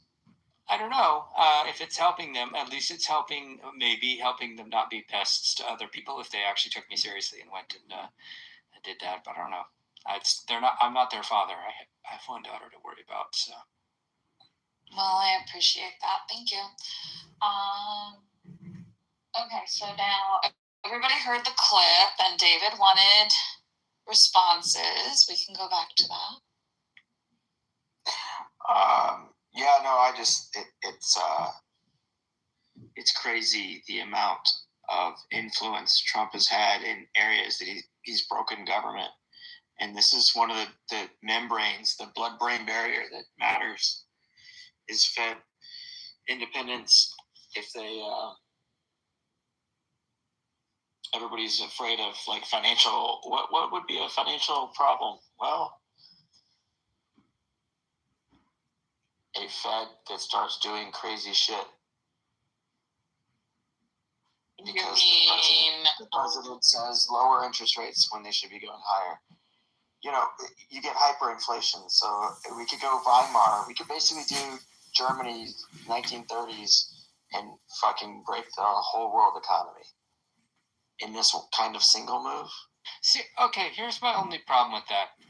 And I'm not a Trump guy, not even remotely. But why do we say that we would break the whole? We're not special, man. We're just sort of. I mean, so Dave, do you know of any other way that they denominate oil other than U.S. dollars? I thought China was taking care of that now. I thought that the petrodollar was breaking.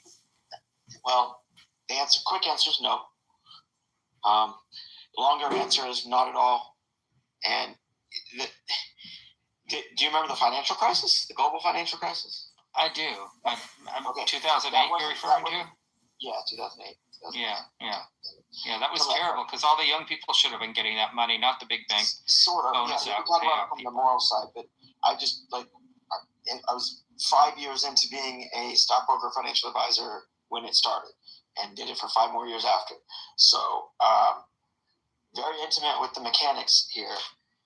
But if the dollar breaks and people, what do they do after the Great Depression? They put in Federal Deposit Insurance Corporation so that people don't have bank runs, so that your money's guaranteed, that there's fractional reserve banking, all this other stuff. But the Fed, their independence is because they're not actually a government entity. They're not run by the government. The government is not directly setting these interest rates. It's essentially a bunch of banks that agree on the policy, and they have this weird, hard to understand thing, a dual mandate to keep inflation low and employment high, which are contradictory things generally, and it's a weird balancing act. But essentially, they're the one mechanism that says set interest rates as if the future matters. So Donald Trump, as a real estate developer, only knows, just like tariffs. It doesn't matter what all the economists say that this is a dumb thing to do and the tariff war is bad and blah, blah, blah, blah. He still will do it because nobody tells him no.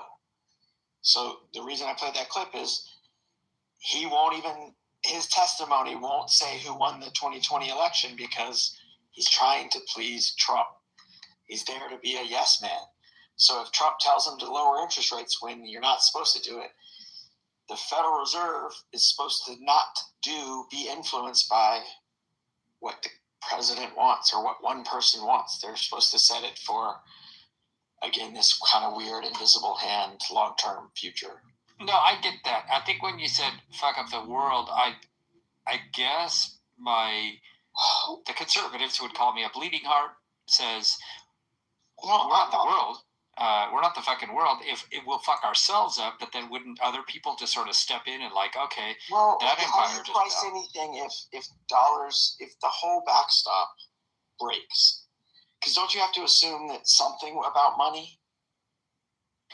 Yeah, but okay. So my opinion is probably wrong. I had thought that the petrodollar was breaking apart. I thought that other people were trading in oil without U.S. currency. I'm wrong about that. You basically are, because international trade has this counterparty risk when you go across currencies. So basically, you have to have one more dominant currency that is essentially fixed, and everything else floats around it. And one of the things that China had for decades done is devalued their currency. It helped them grow their economy in a kind of weird way, but I don't want to get into all this stuff. Now they're putting finished goods onto the market, like BYD cars that are better than Teslas. So they have a lot of economic heft that I think a lot of Americans can't see or fathom. But all these products that are highly technical take many, many countries working together. And that's the part that Trump is so fucking stupid. He doesn't understand how anything works. He thinks tariffs are good policy to raise money. He thinks tax cuts are going to work perpetually for rich people. It's just a total misunderstanding of how complicated the ecosystem of our economy is. Just my views. No, I support, especially ethically. I guess I knee-jerk reacted to the idea that America could break the world. Like, that seems like a very America-centric thing to say. Like, we're such a weird-ass fucking country. We're like, we're the greatest country. No other country says that so much. Like, I guess I've always thought, well, you know, we're not special. If we weren't there, somebody else would do it. Like, you know, I mean, I could be wrong about that. Lots of countries say we're the greatest. Some of them don't, but a lot of them do.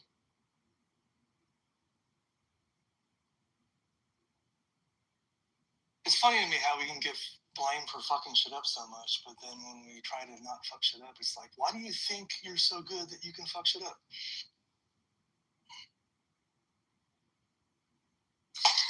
So I have some old issues that I keep. Here's an old issue of Scientific American from September 2010, special issue. And I'm flipping to the how much is left in the environment section.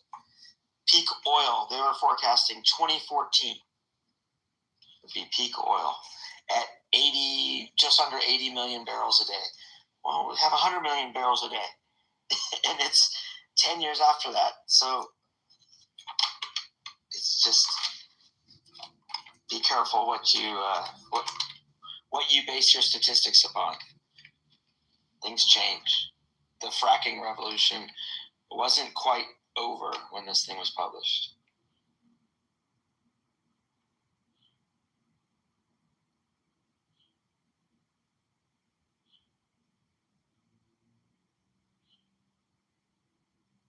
What do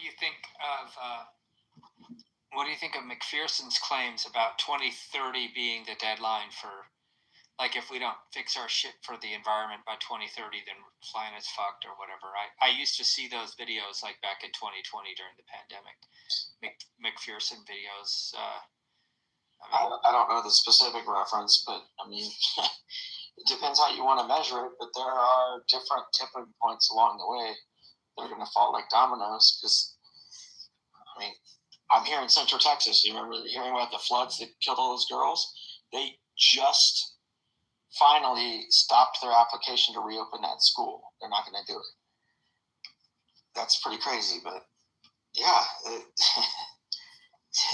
To think that they wanted to put the school back in the fucking floodplain where it got swept in the first place. The air, anyway, yes, it only recently, Marshall's here, he could probably explain it. They had to get state approval to reopen it, and they finally, on like the second attempt, were convinced to pull the application. They were still in the process of trying to do it.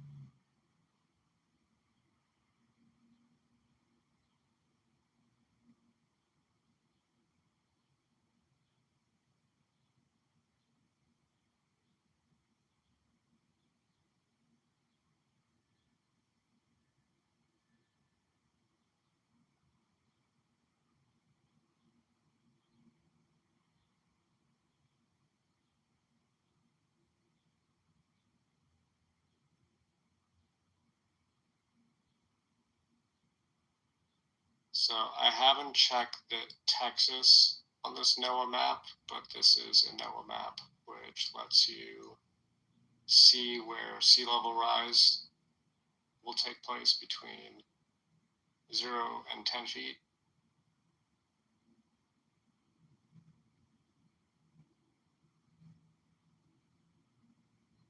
Mapper.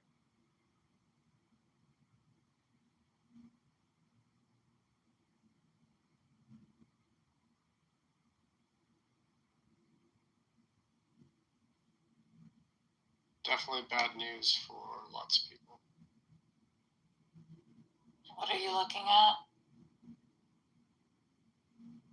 The GIS map from NOAA, which shows there's a little slider on the left-hand side where you can plot what an extra. What do you mean bad news for a lot of people? Give me the cut and dry 5th grader version. Also, Sea level rise sea will level fuck a lot of rises, people. if the sea level rises 10 feet from where it is currently, imagine where you are. Right. I don't know if you're by the coast, but basically anything get that's that. coastal. I thought you said Texas was in real big trouble or something. I wasn't sure what you were. No, I haven't looked at Texas. Oh, okay. I thought you said Texas, and I was like, oh, really? What is that like?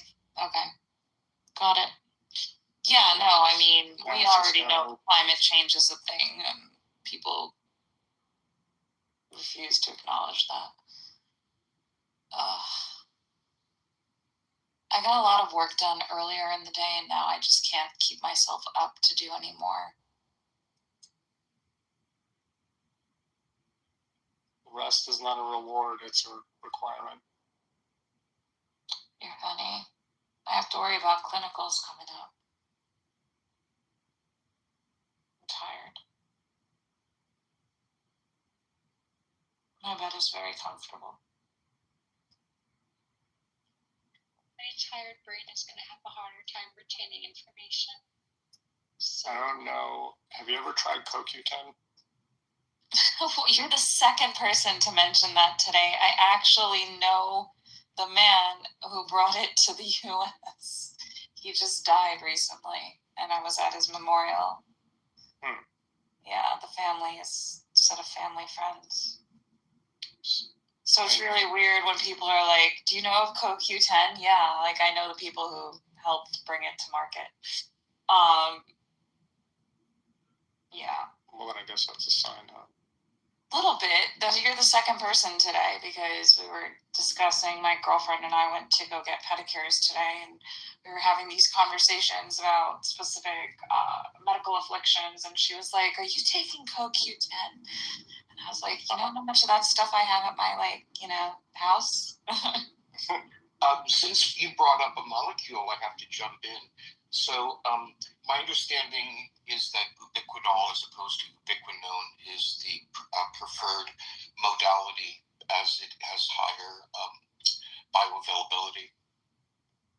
That sounds about right. I don't know all the pharmacological, mechanisms of action for CoQ10 at this point, but I just know that as a kid, it was brought home to my house all the time as it was being discovered. So, yeah, there's a lot of marketed. There's a lot of pharmaceuticals that deplete CoQ10 in various ways and affect mitochondrial function. So it is a really, really useful supplement. Yeah, for sure, definitely. What are the signs you need it or you would benefit from it? I mean, in general, I think everyone can benefit from CoQ10. Do I know the contraindications? Not at the moment. I mean, it's helpful, but everything in moderation, right? I'm not really sure of the contraindications for it off the top of my head at all. Actually, if I'm honest, I haven't learned the contraindications for it, so not yet. Can do. It's hard right now with the emphasis that social media and wellness grifters have on peptides without knowing what they're doing, without, having the purity of peptides going on right now anyways. There's a lot going on. Sorry. I just wanted to go smell my roses. That was all.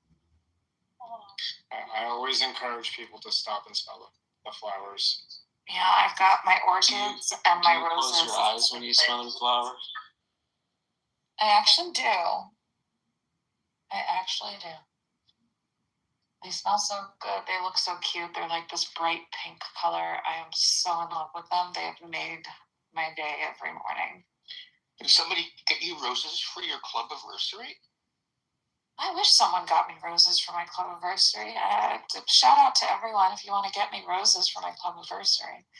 Man, she didn't even know it was her club anniversary. That stupid balloon showed up. Yeah, I wished you happy club anniversary last night after. I guess. Yeah, you did. Yeah, I thought yesterday was it, but I realized now that it was probably after midnight your time. That's so sweet, Otter. I appreciate it. Okay, raise your hand if you track your club anniversary. Dennis, you are just jealous that you are not getting love on your club anniversary. It's not my club anniversary. I'm very lovable. Dennis, you have a gold medal. Come on, be happy with that. Yeah, I don't. That doesn't make me happy. Yeah, he wants a real gold medal. Lots of gold. Those medals are, well, their value goes up and down, but they have a constant weight to them. So yeah, I wouldn't mind one. Well, they're not even real gold anymore. I was looking at something from the medals from like 1910 or something, 1920s, and they were actually. It's not real gold anymore. That's not surprising. Yeah, it's plated. So I think you actually had. I don't know if it was actually solid gold, but you actually had like a worth a lot gold in like the 20s. And in this last Olympics, it was just gold plated. Which I mean is still cool. Like it still looks awesome, but it's gold plated. I got a gold medal coming in the mail tomorrow. Ha ha. Ha ha. It's not real gold. Gold Pretty sure. Gold medal. Mailing it. It's the safe way to mail gold medal. Just ship it. Amazon sending it. Oh, you mean like You purchased something on Amazon? This is a shocker. That's not what I said. I said Amazon sending it. So, but you mean like a gold bullion or something, right? Not like a gold medal, like a sports medal. No, it's actually a gold medal from Amazon. What for? I'll bite. What for? He got it from Amazon. I completed a course with Machine Learning University, which is Amazon owns. So they send you out a gold medal and a little certificate. Doing the paraphernalia promotion thing. Adorable. I'm getting a gold star. Find out how much gold is in that medal and see if there's. Pretty sure 0 is the right number. Pretty much like this title. But the odds are it's less than 0. There's so little gold that there's less than 0 gold. You owe them gold for sending you the medal. Now, if it's antimatter, that would be very precious. But it's antimatter gold. No, seriously, the worldwide cosmetic supply of Botox fits into a 16.9 liter or ounce bottle of Coke or whatever bottle. Less than half before it gets, diluted down and supplied to the whole world. So if you think of how much revenue that generates, what? Way more valuable. That doesn't make sense. Not way more valuable than antimatter. But definitely not way more valuable. I don't know if you've got a buyer for that much of a market. Antimatter is highly valuable. Almost infinity. All that Botox gets sold on an annual basis. Who's doing what with that antimatter right now? You don't have a customer. Well, yeah, experimental. Yeah. Well, no, labs. Right. But I just meant anyway. But it's doesn't value last pretty long much enough. infinity. You can't bottle it. Right? Exactly. It's got infinity value. I've got an NCAA championship ring coming my way. Yay! Do a Google search and see theoretically if you had antimatter at like an ounce, what it would be worth. I'm going to guess it would be hundreds of trillions of dollars. There are valuations on antimatter, and the quantities on Earth. It is the most expensive substance on the planet. Right. Because it's not really on the planet. Transporting That's is kind the of the problem. trick question. You have to store it on site. Yeah, what's more expensive than nothing? Well, was more expensive than the opposite of stuff.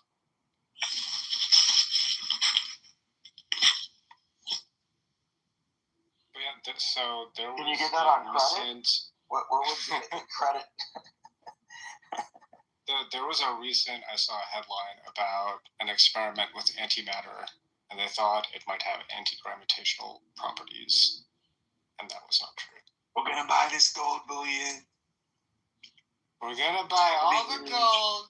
It's gonna be, I'm gonna put it on my toilet and take a giant shit all over my gold throne and ballroom. Yep. So this is the thing that I think people underestimate, right? With the whole, what's the damn security thing I had posted earlier? His fake government thing with the country's got to pay $1 billion each. I always forget the name. I mean, the amount of scammery, right? That has put his the peace club. Yes, such a scam. Oh yeah, I mean, because he couldn't get a Nobel Prize, so he made the Board of Peace. Yeah. But he gets this like when you start reading the details of it, it's nuts. It's absolutely nuts. Like I heard it like 3 weeks ago driving in my car, I think, and I was like, "Yeah, this is fake news. This isn't real." And I was like, "Wait a minute, this is real? Like, how can this? Like, of all, we always do that. We go, how could this be true with the Trump stuff? But like, how can this be true?"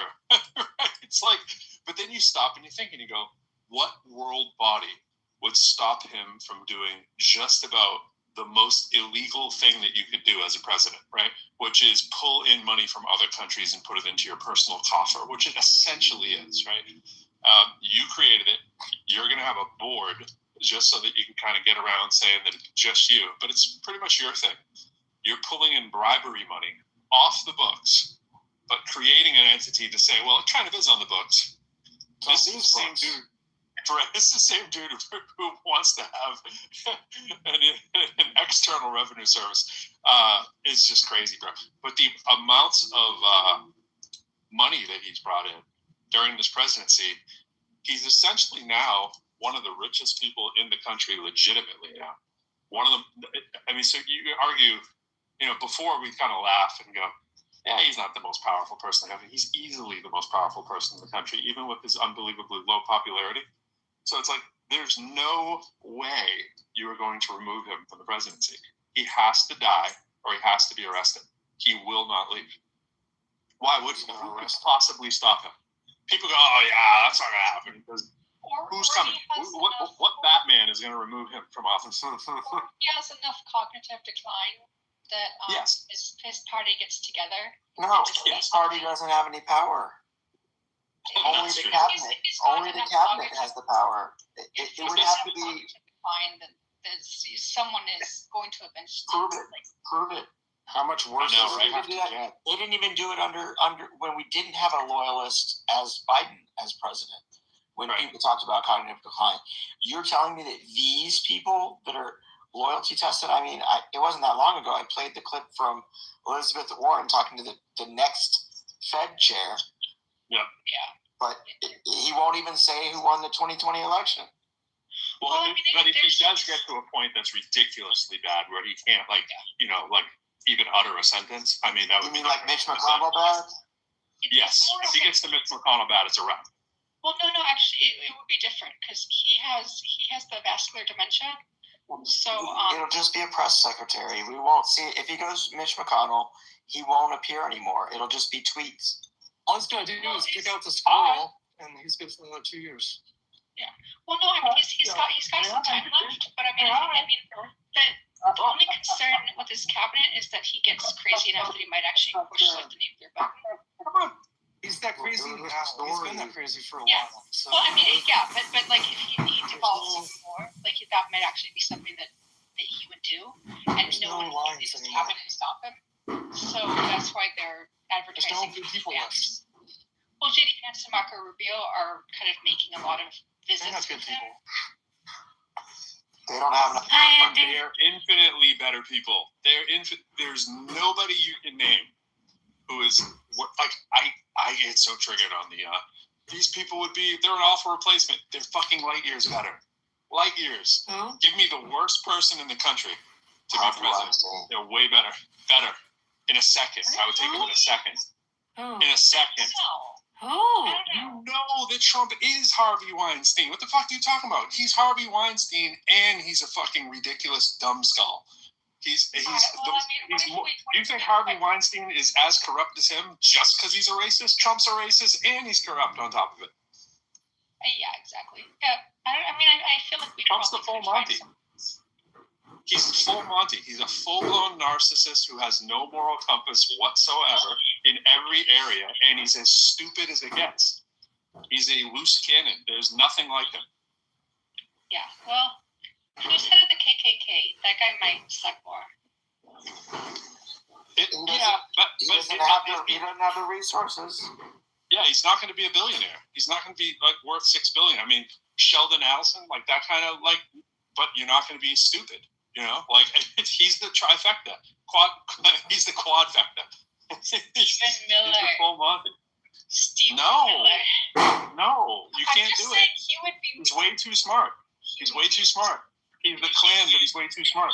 He's evilly smart. He's smart in the way that people don't pick up on his evilness. Yep. Give me him tomorrow. Sign me up. If I had to replace him with Stephen Miller, it's instantaneous. Really?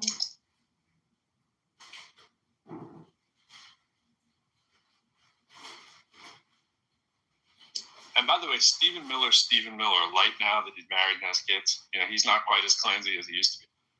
I think he has kids. I think he has doing the family life thing. He has a wife. He's got the baby on the way. Remember when? Yeah, there you go. It's good enough. He had to get his wife off the. He was the one that reacted properly during the press event. Trump is now he has deep roots. Didn't he grab his wife's boob? Or who was that? He helped her off the stage, whereas RFK Jr. took his escort and his wife had to run after him. RFK Jr. Oh, come on, whoever you get. The thing is that people freaking adulterer. Whoever you get tomorrow does not have the roots of Donald Trump. Donald Trump's roots run deep now. Yeah, they're deep entrenched. He has more power. Nobody has been talking to Putin for the last 6 years as much. He's all over the world, all over the country. He's got his tentacles into everything. So it's there's no comparison. All these little wimpy, whoever you pick, it just doesn't compare. Unless we brought in Putin to be president, maybe I'd still vote for Trump then. But I'm saying, But in the country, people who could be, Trump could change it. Trump could probably make it so Putin could be president. That's how bad it is. And people are no, that's crazy. No, there's nothing. We have nothing. People are oh, we got a court system. Do we? I think Trump should leave office and become president of Iran.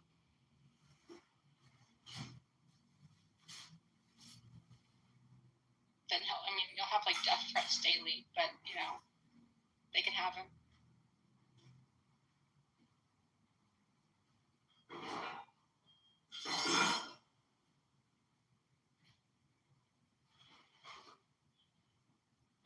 So, Pro, does the bunker get built?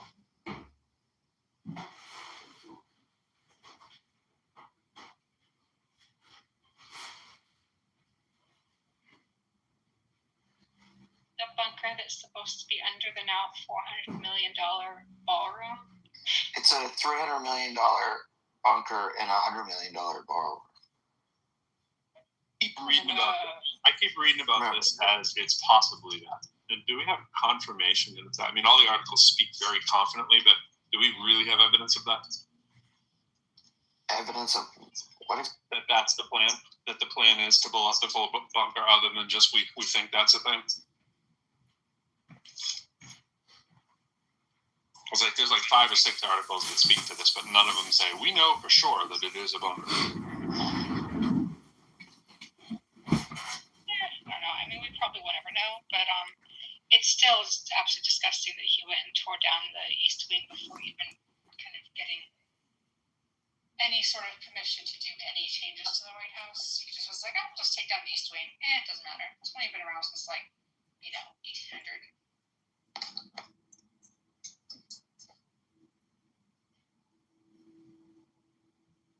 Refuse to play into this productivity game, but then is looking at utility just another way of saying productivity, or is it, like you said, like, but I'm doing things that aren't useful and my life isn't there. My gut instinct is to say, like, but maybe if whatever you're doing right now isn't useful to anything, including yourself, then maybe it's good to recognize and make change. Like, how do we know when to make change? What if something about how we're living isn't good, even for ourselves? Like, I'm going through a lot of recovery right now, and there's some days where, I'm not feeling good. I got a migraine. I'm trying to just deal with like physical therapy and get through the day. And a lot of times I would probably feel better if I just went on a walk or drove over to the park or something like that. And on the whole, like, when I think about it, when I do that stuff, I usually feel better, and it's worth it. I'm not making a bunch of money walking at a nice park or going on a hike or something, but it makes my body healthier. It probably improves my heart health and physical health. It, reduces stress, does all these things. And then, like, if I sit at home, let's say I go on Club, like I've joined a lot of you for on Clubhouse on walks and stuff, right? If I sit around my house and do Clubhouse, or I go on a walk in nature in Clubhouse, either one is a choice I'm making. And maybe one choice is a lot more useful for me. And maybe instead of just, like, this is my personal opinion, so if we get a capitalist productivity thing, like, do I want to take care of myself? Do I want to be useful for myself? Anyway, Christine, go ahead.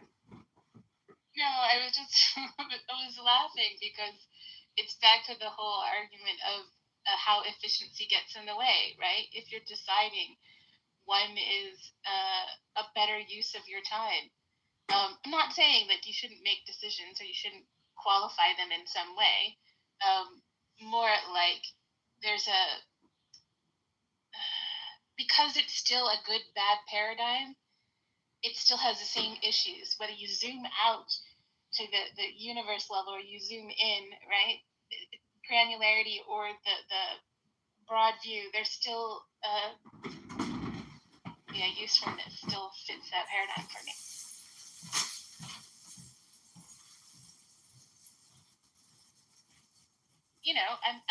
I'm saying that, but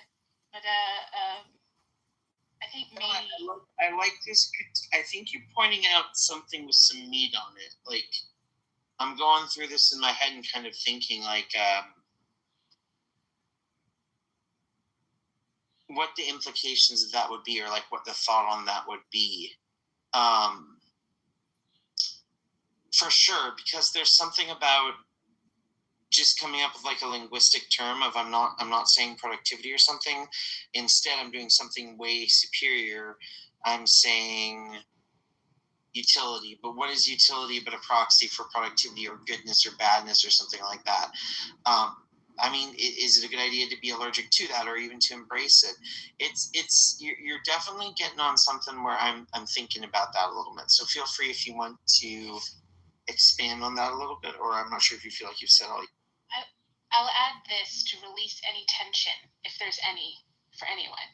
And it's that I think even in asking these questions and exploring this, the way I think about this for myself is it's like I was raised and conditioned within intersections of systems that caused me to view the world in a particular way. And while I'm trying to deconstruct and reconstruct something different and new for myself, I will essentially always exist. Kind of the visual to me is, it's Marvel. Vision is half in the side, the bubble of the town, and half out, or the Matrix, right? 1 foot in the Matrix, 1 foot out.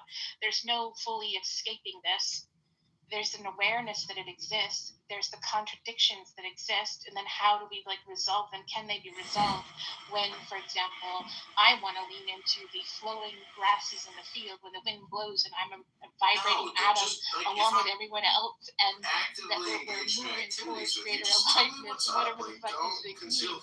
And at the same time, I exist within the power dynamics of cultures that I have to sometimes pull out the power gains in response, because people don't necessarily understand this language or this way I'm looking at the world, let alone it's not shared language, it's not shared conceptually, and they need the talking in order to understand there's a boundary here, right? That there will be,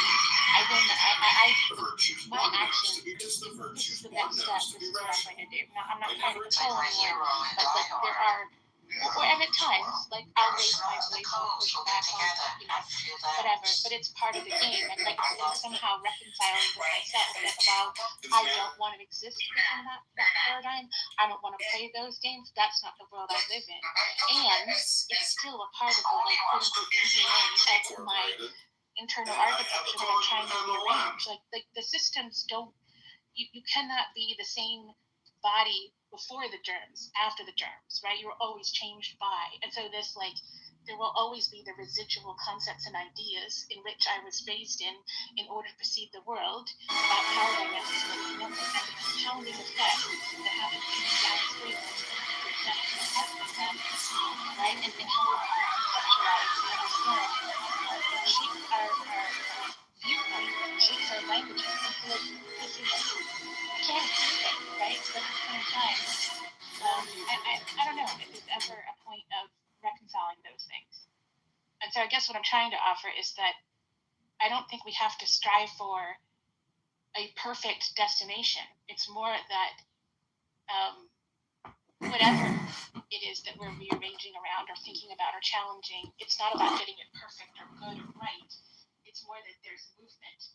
And that movement is in a direction that is somehow, like, I'm calling it for myself, signal integrity. Sorry? You know what this makes me think a bunch of, Christina, is like the being versus becoming. I was a huge advocate, and in philosophy I was like shown this like 3 or 4 times, and it's really illustrated for me, and I do try and live it in my life. Is like, I think a lot of times we focus on what we are as like a fixed being, and we want to establish where we are and push it and prove where we're at. And there's so much value in focusing instead on our process of becoming. It's much more not just forward looking, but it's like acknowledging the process nature of what we are as living creatures, and opens ourselves up to a different way of contextualizing that I found, to use that word, very, very useful in my life. So I think like it sounds to me like you're hinting at that similar thought of focus not just what we are as a fixed being, but focus on what we could be becoming, because we are going to be in that process inevitably. Like you're using the example of the, we're not the same after the infection. There's something different about us, and I resonate off that. And by the way, I think she's integrating some awesome points. You guys are really bringing up. You chime in. Sorry, I do want to be involved, but I don't want to. All I want to do is couple what you guys are saying, and now I feel sort of integrated. How's that? Sounds good. Feel free to chime in. And for what it's worth, I had to take a screenshot because this is the most old school room I've been in. Christina, you, myself, Z, Sam, James E, Flora, Dr. James, Rose. I'm not sure if we're old friends or new friends, but Jomar, Io, Mosh, Luann, Cat. There was 2 Cats and Rachel's from back in the day. I'm not sure which you 2 are, but it's just like a super old school room. So it's just kind of fun to see all these like old school people come back together again for a second. That was cool. Anyway, back to you, Christine, if you want to share any thoughts on that. Do you know what we should have, and Clubhouse doesn't integrate this, is like flowers or hearts for everyone, just as a regular practice of gratitude, because like I think that even if we don't necessarily realize it directly, that even this avatar can make us think of something and then integrate it into conversation, let alone if they write something in a text or there's an emoji or whatever. Anyway, but back to your point about, I kind of don't even like to think of it for myself as a direction of becoming. It's more like, because that puts it in the future. And I'm thinking that like, from a scientific perspective, the atomic clock, top of the head, tip of the toes, we exist in the past, present, and future at the same time. And so it's not a matter of the becoming, it is I am, right? And that means that I come with, like the eddies in a river are not bad, right? Decay in an ecosystem is not bad. Even a fire causing nigga. He does real nigga shit, and he just like he does whippets and does drugs on camera. He's on another video right now with the AK-47 and what's his face's hat right now. It's crazy, yeah. Yeah, he doesn't racially abuse people though.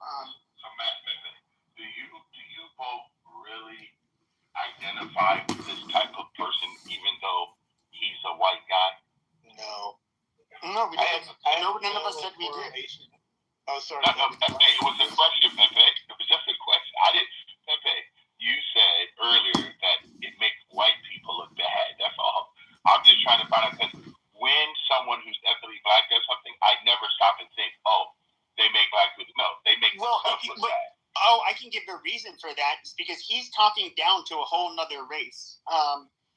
And it's coming from a white person. He's basically saying that, like, hey, look, you guys are a bunch of chimps that chimp out, and you have no impulse control, and here I am fucking with you, and you guys are reacting like a bunch of monkeys, and you guys are too scared to do anything about it. That's his whole game, and it's just like, okay, we don't really need a white guy doing this. You're showing that white people are bullies, they all hate black people. I mean, obviously people aren't going to believe, but I want you it's not to a good know. look. No, I hear you, but I want you to know that the two people that you're talking about right now, I've never heard of them until today. I've never seen one of their videos. So they're popular with the youngsters. I understand, but I'm saying to you that there's a lot of people that's not hearing this stuff, don't know about the content, not tracking. So for me, I've heard enough of it just from you guys. And it's quite interesting that this is what we're feeding our young. That's why I asked Free the question. It's just really sad. It is sad. I mean, there's no question about it that this is pathetic. I mean, and the only reason why I bring up race, Ed, is because that's what's being associated online. Obviously, they're saying, oh, another white person's doing this, so I have to reference it when I talk about it. You know what I mean? Otherwise, I just be like, yeah, this is just another bad human being in general. You know what I mean? But yeah, I mean, because at the end of the day, that's what we got to focus more on. Is that the behavior? I think even Pepe said earlier, it's a low person, low individual. To me, this is something that I think it's really sad, because a lot of these young people are out here doing this, and it's pretty sad. They're using the challenges that we have as adults to really push the envelope, and then there's companies, then there's companies paying for this. They're supporting it. It's just crazy. They're monetizing, and I don't know if Ed, you heard me bring up about, and I know this got a lot of people's hair up on their arms about, demonetizing stuff like this. I mean, I thought maybe this was something that's already being done. This is insane, but maybe he's in crypto. I think he's crypto streaming, so there's not much you could probably do. But what do you think about that, Ed? If the money dries up, all the fun stops. Don't you think, or no? Because he's making money off this, Edward. You know that, right? Yeah. He's monetized. No, I know. There's a lot of stuff that people monetize on TikTok and stuff that, for me, is not my content, and I don't even know why companies think that this is what they want to promote. But I do believe, like you said, if you want to defund something, you have to stop, giving these young people this information. And the only way you can do that is by parents or adults looking at this and saying, how do we stop our young people from watching this stuff? Like, I have a 10-year-old granddaughter, right? We have to put parental controls on all of her devices, her iPad, her phone, everything. Why? Because they're still trying to slip stuff in, and it's pretty sad. But we don't want her being exposed to this kind of stuff. And that is unfortunate, but that's what you got to do in 2026. You got to do a lot of monitoring. I do that as an adult. There's places on these apps I will never go in. It's just not going to happen. I agree. Pepe, whatever happened to Baked Alaska? That's another name I was